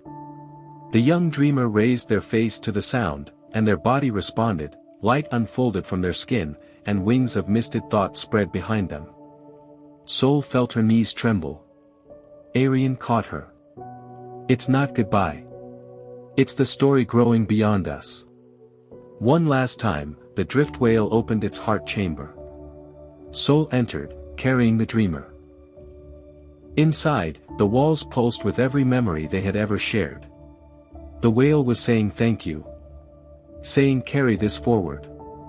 The dreamer placed a hand on the core, and light poured outward in spirals, painting the chamber in gold. And then, the drift whale became still. Not asleep. At peace. The garden inside bloomed one final time. Sol stepped outside. The seed had faded, having fulfilled its promise. The dreamer hovered beside her, radiant. And then, on the horizon of unmarked stars, a new light blinked open. Not a signal. A welcome. They turned toward it. Soul took the dreamer's hand. And together, with the others beside them, they drifted forward into the unknown. And so the dream continued. The drift whale was gone. Not vanished. Not destroyed. Rather, it had become something new, woven into the fabric of memory and carried within each dreamer it had ever touched. The great song, once sung from a single luminous body, now existed in harmony through many voices. Soul stood aboard a vessel that had no name yet. A new construct, shaped by the loom, guided by the dreamer, and built from fragments of the old drift whale. It was not a replica. It was a continuation. Sleeker, curious, still growing. The dreamer, now a young figure clad in silken threads of living thought, moved through the corridors with wonder. They asked questions Soul could barely answer. Not just about stars, but about feelings. About the weight of memories. About why sorrow makes things more beautiful. I don't know, Soul would say. But it does. Tavi, now older, taught the dreamer to listen to silence. Mia recited stories to them each night under an artificial sky seeded with constellations named after rescued souls. Viren mentored them in the art of navigation, not through coordinates, but intention. Senya, though growing more frail, remained the dreamer's quiet historian, recording every detail in thread script that shimmered with living ink. Arian and Soul spent many evenings watching the Lumaquatic swirl beyond the viewpanes. They no longer feared the vastness. It had become home. One day, the loom sent a new kind of call. It wasn't a rescue. It was a celebration. A gathering of dreamships from other regions of the Lumaquatic, vessels grown from the minds of other dreamers, other whales, other weavers. Some were vast like floating cities. Others were no larger than single thought pods. All converged at a central bloom, a star freshly born, its light still forming. The dreamer stood at the helm. Their body hummed in resonance with the star's pulse. Soul realized they were not a child anymore. They were becoming what the drift whale had always intended, a bridge. At the gathering, Soul met other guides. Some human. Some not. All dreamers. They shared songs in spirals of color and vibration. They traded memory threads like gifts. They whispered to each other across silences too sacred for words. The dreamer offered a story. A memory of the first drift whale, of being born from light, of sorrow becoming strength. The other dreamers wove it into the shared tapestry, adding its pattern to the cosmic record. And when the gathering ended, something new was agreed upon. A covenant. Not written. Not signed. But remembered. Each dreamer, each guide, each whale-born vessel would continue the work. To find the lost. To carry the heavy dreams. To mend the places memory had broken. They were no longer alone. As Soul returned to her vessel, she stood once more beside the dreamer. They had grown taller, their eyes brighter. Where to next, they asked. Soul looked into the Lumaquatic and smiled. Wherever someone is dreaming. The new vessel sang, a soft, steady chord. And together, with the stars ahead and the memories behind, they drifted onward. Toward the final beginning. The Lumaquatic rippled in golden silence as the last dream began. Far beyond the reach of known systems, past the constellations inked in the loom's own thread, Soul stood at the threshold of a starlit chamber inside the vessel she now called Kinwhale. Not because it bore her name, but because it carried her family. Not by blood, but by memory. The dreamer had entered a new phase. They had stopped speaking in words. Instead, their thoughts unfolded in waves of music, pulses of light, subtle shifts in temperature. It wasn't distance. It was evolution. Soul felt no sorrow, only a fullness. She was no longer the guide. She had become the witness. Today, the dreamer had said one final time, their voice like wind wrapped in memory, we complete the arc. In the great central chamber of Kinwale, every echo gathered. Mia lit verses into the sky like floating lanterns. Viren's final star map unfolded like a flower blooming in reverse. Tavi danced through trails of memory light, casting sparkles that drew laughter from even the quietest among them. Senya, too fragile to walk, sat with the youngest of the new dreamers, telling stories with her eyes. Arian came to stand beside Sol. "They're going to become something more," she said. "I know," Sol said. "We all are." The Kinwale reached a space unlike any they had seen before. There was no star. No planet. No beacon. Only a vast, crystalline hollow where sound echoed as light. The dreamers stepped forward and unfurled their wings. Not wings of bone or skin, but intention and inheritance. All the memories gathered across the journey, every story, every sorrow, every rescue, every seed, began to spiral around the dreamer. The Kinwale pulsed once, then opened. It did not dissolve. It gave. From the dreamer's hands flowed threads of remembrance, weaving outward into the crystalline void. They connected, not to planets, but to possibilities. Each thread linked to a future not yet lived, to a dream not yet born. Sol and the echoes watched in reverent silence. The dreamer turned, one last time. "Thank you for carrying me." Sol stepped forward and placed her hand over theirs. "We didn't carry you. You carried all of us." And then, the dreamer became light. The chamber filled with song, an orchestra of every dream, memory, and voice ever touched by the journey. The Kinwale expanded, becoming transparent, revealing not its form, but its meaning. Sol felt herself dissolve, not in death, but in belonging.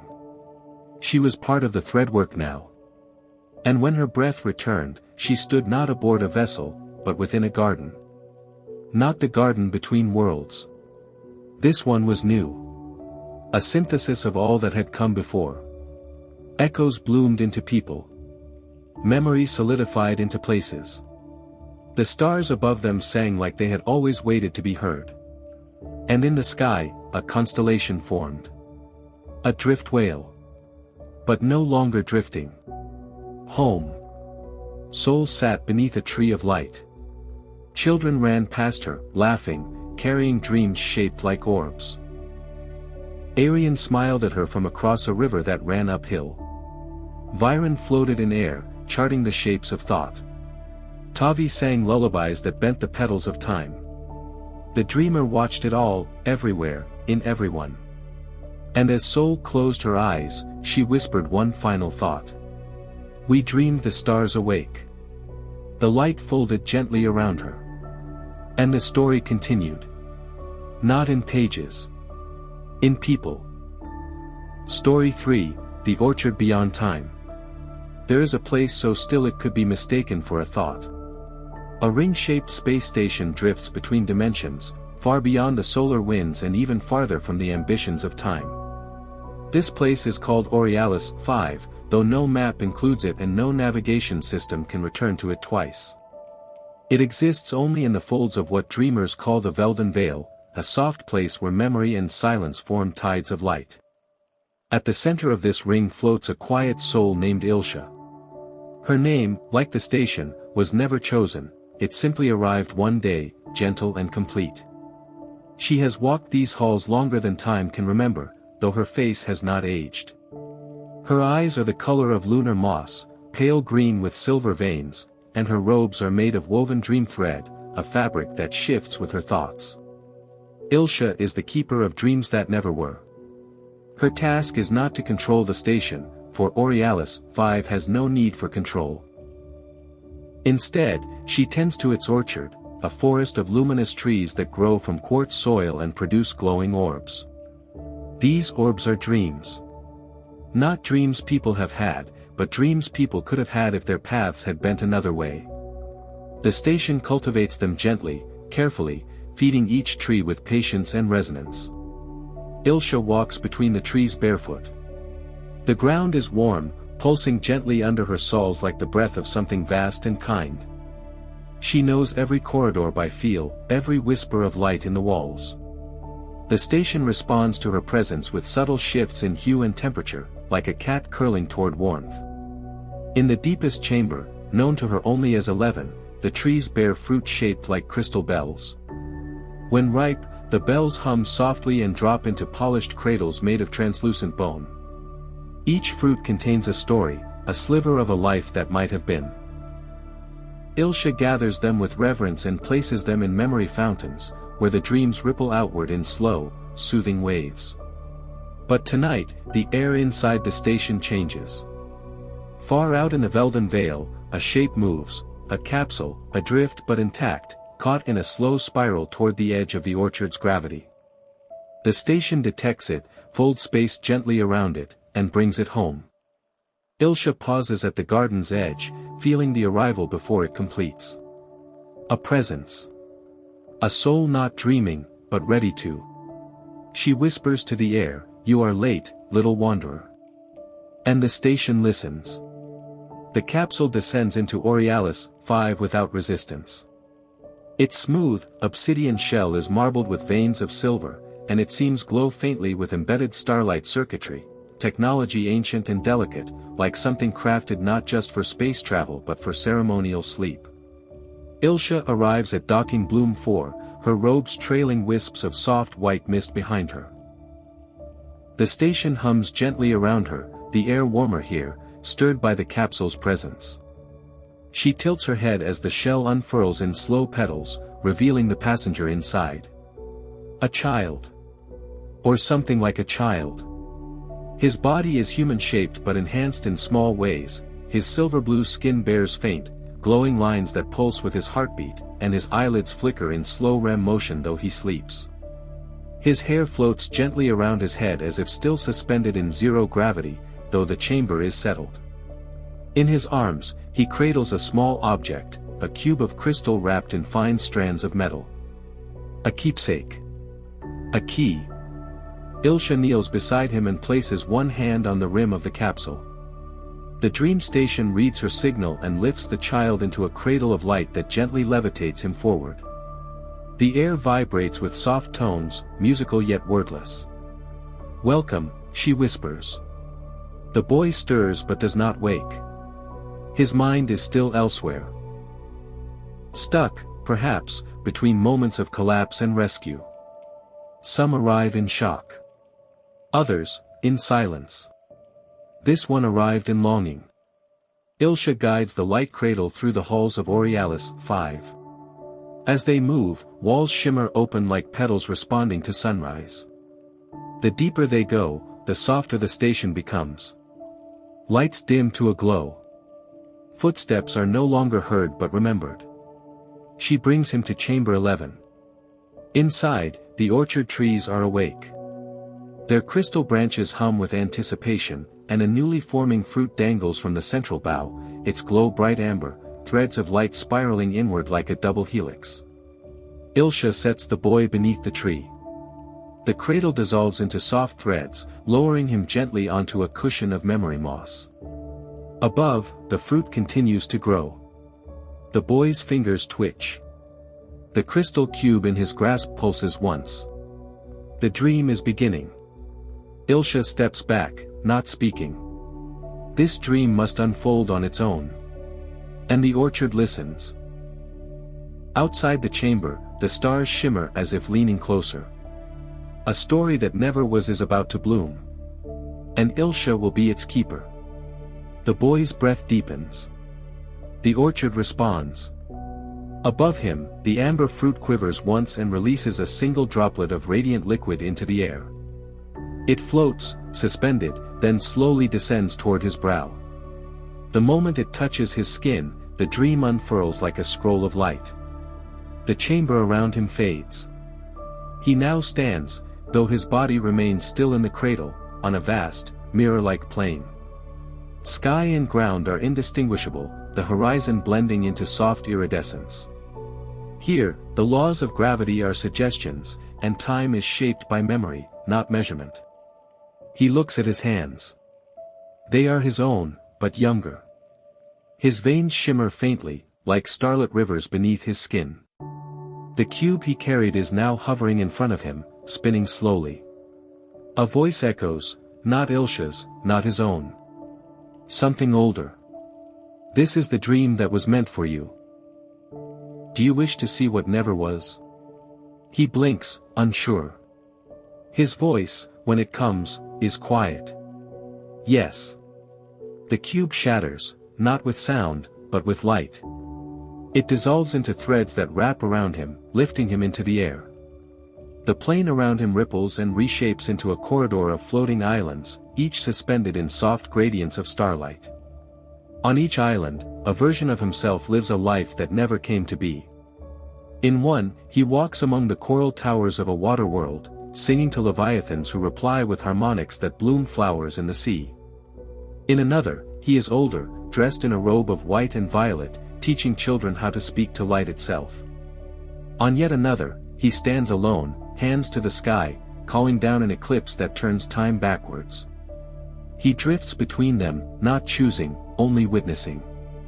Each island pulses with emotion, joy, longing, wonder, grief. He feels none fully, and yet all pass through him. Then comes the final island. Empty. Quiet. Just a single tree growing from a stone outcrop. Beneath it, a version of him sits cross-legged, eyes closed, peaceful. The boy approaches. The version of him opens one eye and smiles. "Hello," he says gently. "You made it." The boy stares. "What is this one?" The dream self replies, "This is the life you never dreamed of. The one where you did nothing." And from that stillness, everything grew. The boy sits. The cube reforms between them, pulsing slowly. And together, they dream without dreaming. Ilsha watches from outside the dream chamber. Her eyes glisten softly. The orchard's newest fruit begins to ripen. The tree at the center of the final island had no leaves, yet it pulsed with life. Its branches reached outward not to grasp, but to offer. The bark shimmered like it had been carved from petrified light. Each time the breeze stirred its limbs, if this place even had wind, it sounded like the inhale of a sleeping child. The boy and his dream self sat quietly beneath it, their legs crossed, hands resting on knees. For a long time, nothing was said. But nothing needed to be. In this silence, something unusual occurred. The dream didn't fade.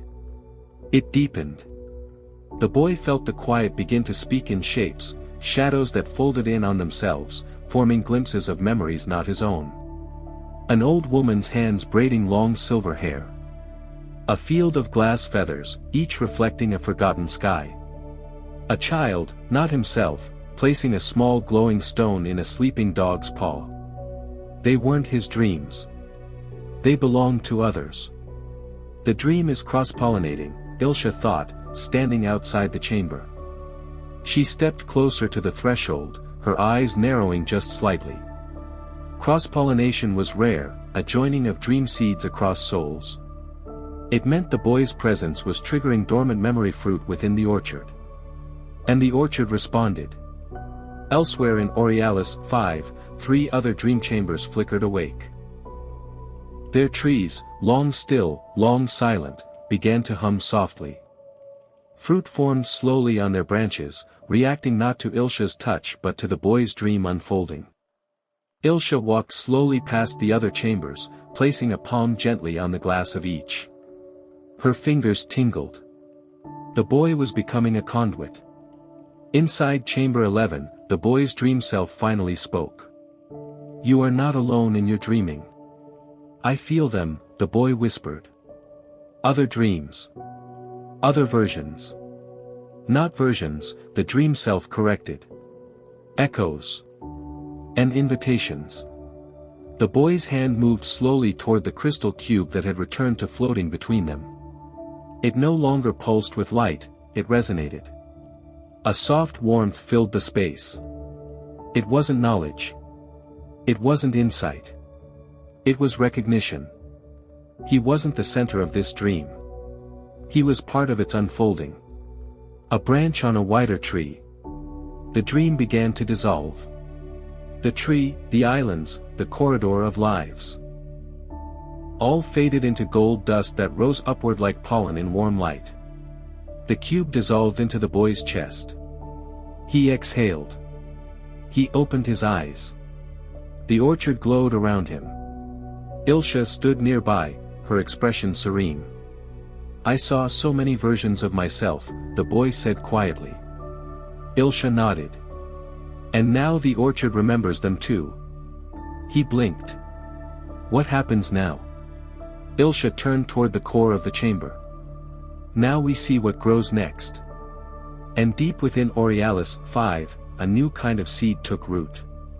The boy stood beneath the central tree in chamber 11, his breath slow, his eyes still holding the residue of 1,000 unseen lives. Around him, the orchard glowed faintly, not in celebration, but in quiet acknowledgement. It knew now what he carried. Ilsha stepped forward. "You've changed the orchard," she said gently, her voice no louder than a ripple. "It remembers you." The boy nodded slowly, then glanced at the glowing canopy above. "Did the others, those other dreams, belong to me?" "They belong to the field," Ilsha replied. "And now they belong to you, too." The boy didn't speak. Instead, he stepped forward and placed his hand on the trunk of the dreaming tree. It welcomed him like an old friend.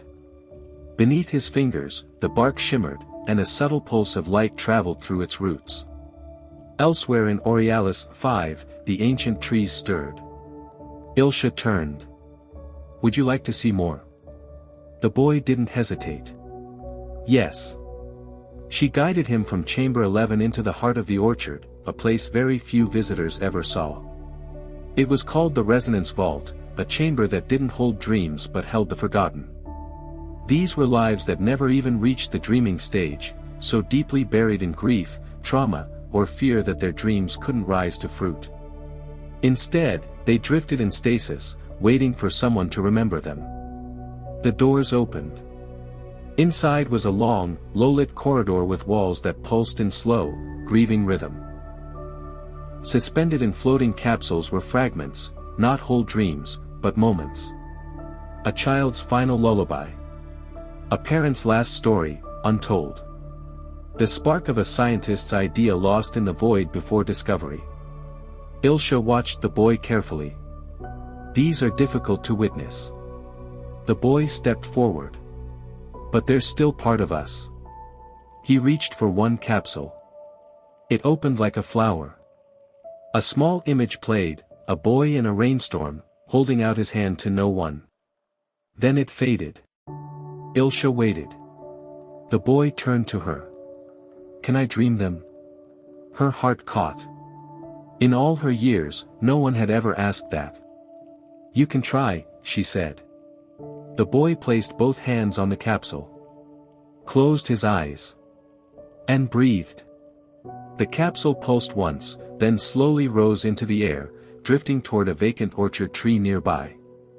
The tree, long dormant, shimmered. A new fruit began to grow. Ilsha gasped softly. He was not just dreaming. He was recovering. The orchard whispered in tones she hadn't heard in centuries. The forgotten were returning. And the orchard would bloom anew. The tree awakened by the boy's touch shimmered steadily now, bearing a single, silvery fruit. Unlike the amber dream fruit of chamber 11, this one refracted memories in delicate spirals of light, an orbit of fractured laughter, unfinished lullabies, half-formed names. Ilsha had seen thousands of fruit bloom. But never one like this. She watched from a respectful distance. The boy sat cross-legged in front of the tree, staring into the light, not to decipher it, but simply to witness it. He did not ask it to change. He let it be incomplete. The orchard responded. New pathways opened within Aurealis 5, organic corridors that hadn't appeared in lifetimes. Ilsha sensed a shift deep in her core. These weren't vines grown by station design, they were summoned by dreaming itself. The boy's connection to forgotten dreams was creating root space. Ilsha called softly, "Follow me." Together they walked, side by side, until they reached a place Ilsha had thought myth. A story passed among the earliest caretakers, never confirmed, always whispered. She had called it the Mirror Grove. The entrance was hidden behind a veil of lightless mist. When they stepped through, the air stilled entirely, as though even the station held its breath. Dozens of thin crystal trees stood in perfect stillness. Their branches bore no fruit, but their trunks reflected distorted versions of those who passed. They did not show the present, nor the past. They showed a third thing, remnant possibilities. Ilsha approached one tree and placed her palm to its bark. Her reflection showed not her face now, but the younger woman she might have become had she left Aurealis 500 years ago, bound for a distant colony that had never been. She turned away before the ache could bloom. The boy approached another. His mirrored self did not look at him. It looked through him. "I know you," the boy whispered. The reflection blinked once. Ilsha's voice was soft. "This grove reflects the echoes of your deepest unreconciled selves. The versions too tangled to dream on their own." The boy didn't move. The reflection stepped closer. It opened its mouth, but no sound emerged. The boy stepped forward. Without fear. Without expectation. And then he embraced it. The mirrored version merged into him, light flowing backward into form. He staggered slightly. Ilsha reached for him. "Are you?" "I'm more," he whispered. And behind him, every mirror in the grove pulsed softly. For the first time in recorded memory, the grove began to hum. The hum of the mirror grove lingered in the boy's chest long after they left it. It was not a song, not truly. It was something more ancient, a vibration that spoke to the parts of him untouched by voice or thought. Each step echoed as if time had stretched between his footfalls. Ilsha led him through a long corridor that narrowed, then widened, into a domed space of concentric shelves, filled not with books, but with thin ribbons of light, suspended in air like strands of frozen wind. This was the archive of unborn songs. Each strand was a composition that had never been sung, a melody never whispered, a poem never put to breath. It was the silent music of unrealized art. The boy stood in awe, watching the strands twist slowly in suspension. They made no sound. "Why don't they sing?" he asked. Ilsha smiled faintly. "Because no one ever listened." He stepped closer. One strand flickered in his presence. He reached out. The moment his fingers brushed the light, the room changed. It was no longer shelves and air. It became a forest of sound. Ethereal notes trickled like rainfall through leaves of static and dust. He was standing in a memory made musical, hearing a song that never had a voice. A woman sang softly somewhere. Words in a language he didn't know, but still understood. A lullaby for someone not yet born. The ground beneath him pulsed like a drum. Ilsha stood beside him. "This was your mother's dream," she said gently. "Before you were ever named." The boy turned. She sang this? She meant to. She never got the chance. He stood very still. Then, slowly, he began to hum along. His voice matched the remembered tone as if it had always lived in him, waiting. The forest shimmered. One by one, the other strands of unborn songs began to vibrate. Not in volume, but in readiness. "You're waking them," Ilsha said. "I don't know how." "You don't need to." He continued to hum. The notes formed a sphere of light around him. Each tone layered on the last, rising, bending, drifting. And somewhere in the station's core, a long-forgotten corridor opened. The archive of unborn songs was no longer dormant. It had begun to listen back. The archive of unborn songs continued to hum for many hours, its strands of light pulsing in soft harmony. The boy moved through it with reverence, his fingertips trailing through the radiant threads as they bent gently toward him.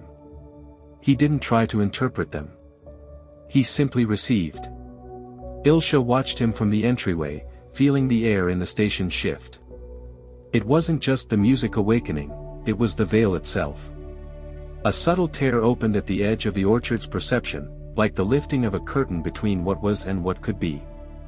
She felt it in her bones first, a tremble, delicate and golden, threading through her fingertips. Her eyes widened.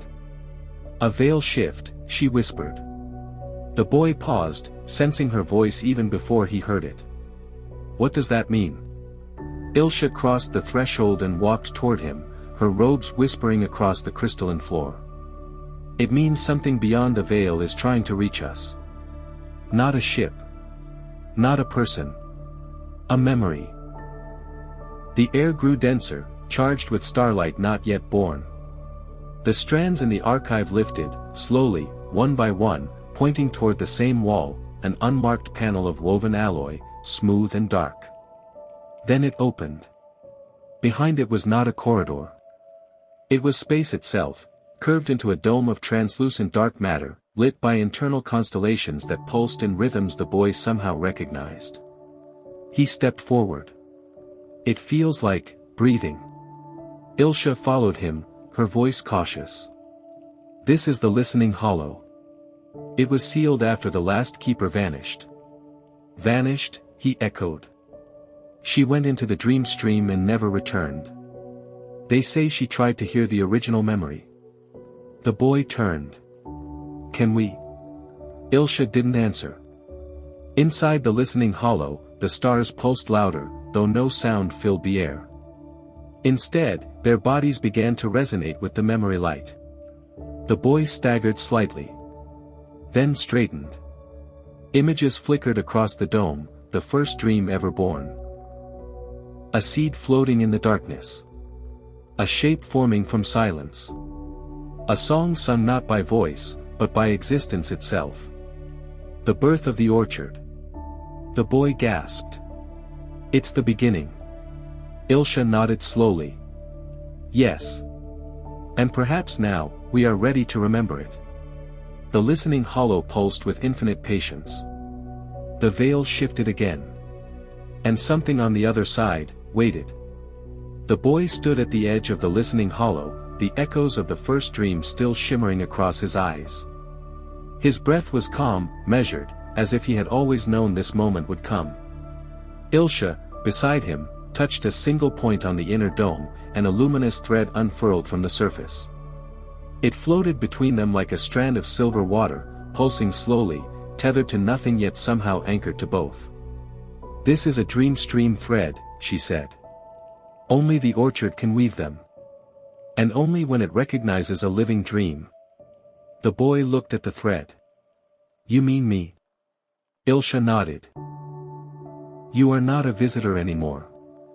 The orchard remembers you now as part of itself." The thread began to wrap around his wrist. It did not bind, it guided. Gently, it pulled. He followed. The dome shimmered, and suddenly they were walking across a bridge of light suspended over a vast memory ocean. Below them swam echoes of dreamers past, every soul who had ever wandered too far into the veil, every story that never reached an ending. The thread led them deeper. Stars collapsed and reformed in the sky above. Trees shaped like instruments sprouted from the void. Some played themselves. Others whispered fragments of poetry only the air could understand. The boy paused as the bridge narrowed. Ahead was a figure. A woman, cloaked in robes darker than night, her hands cupped around a seed of light.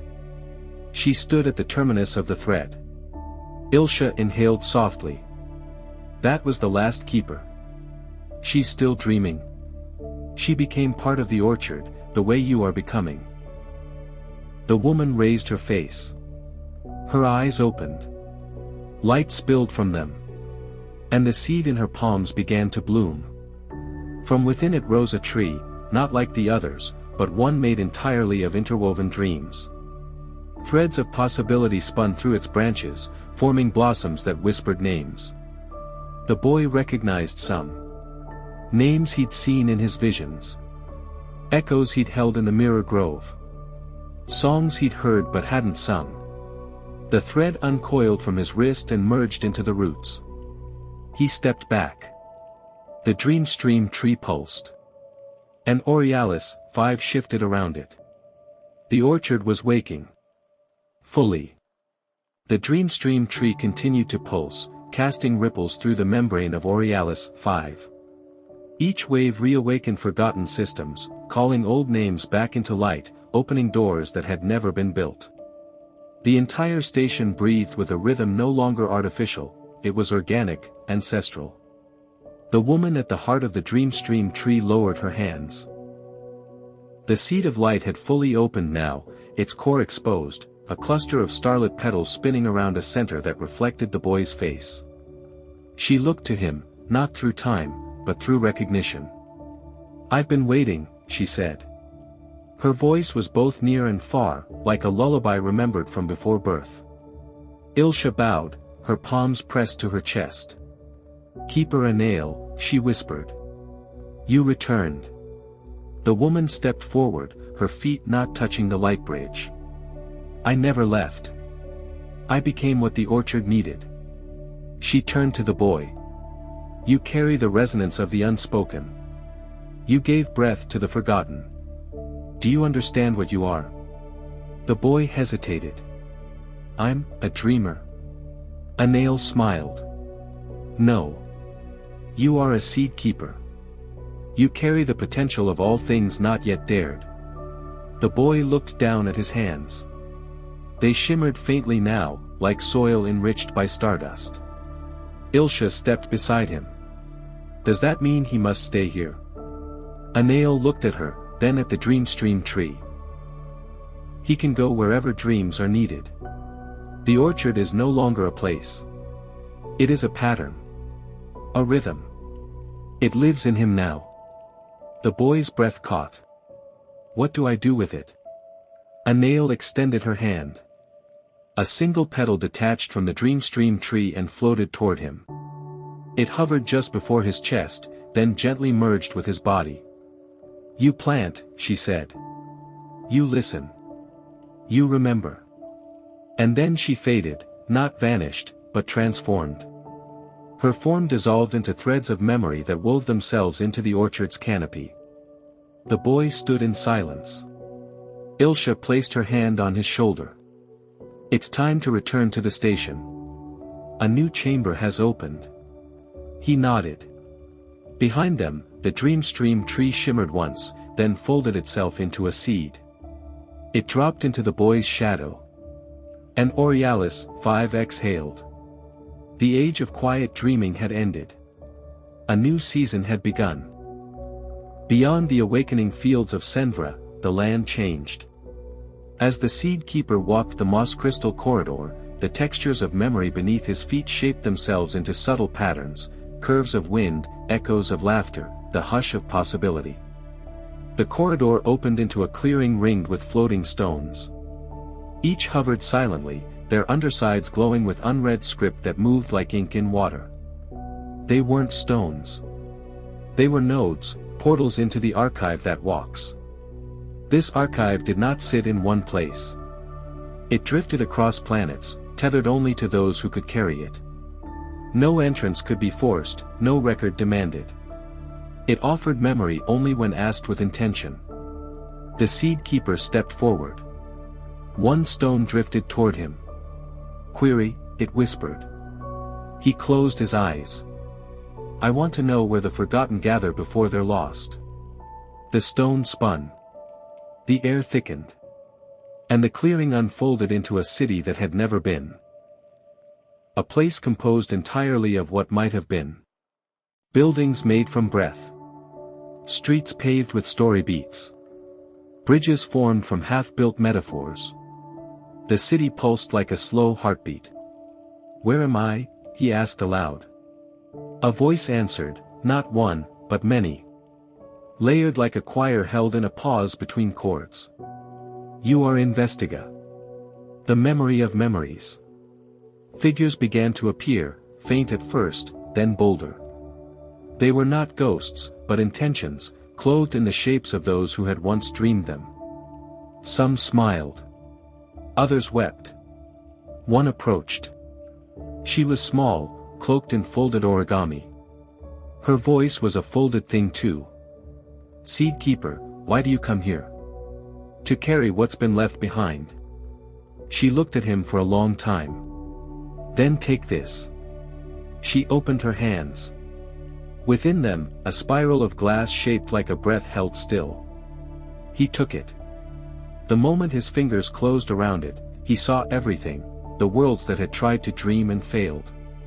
The places where memory had turned brittle. The seeds that had cracked in darkness without soil. He wept.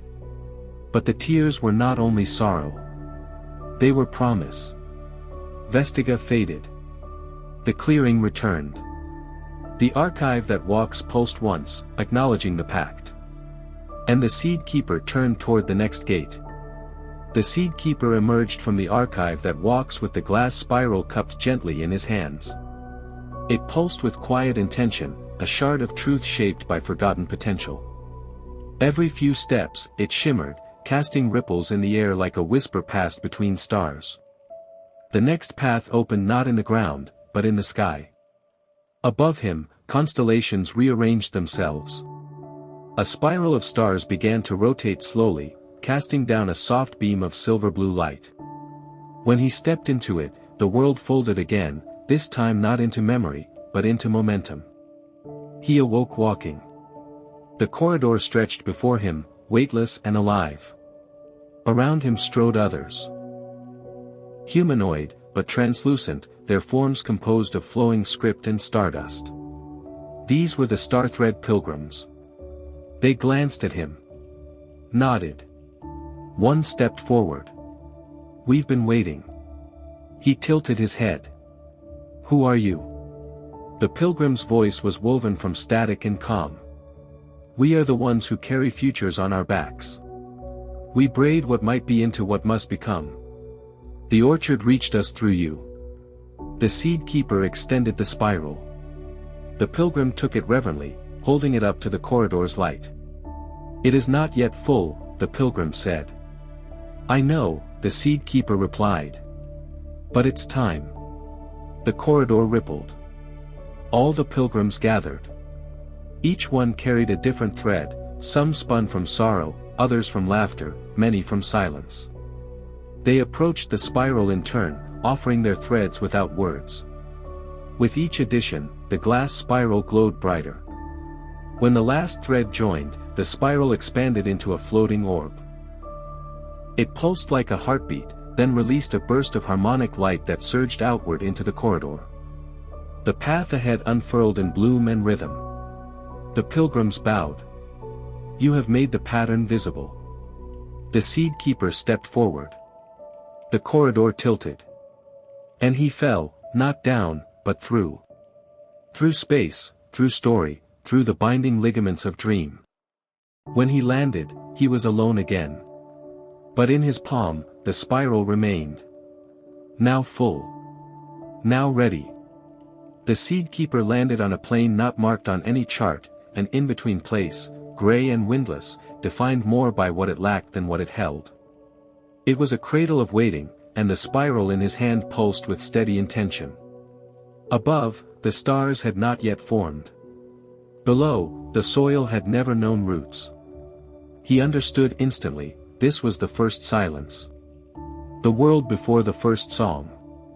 The soil before the first seed. He knelt.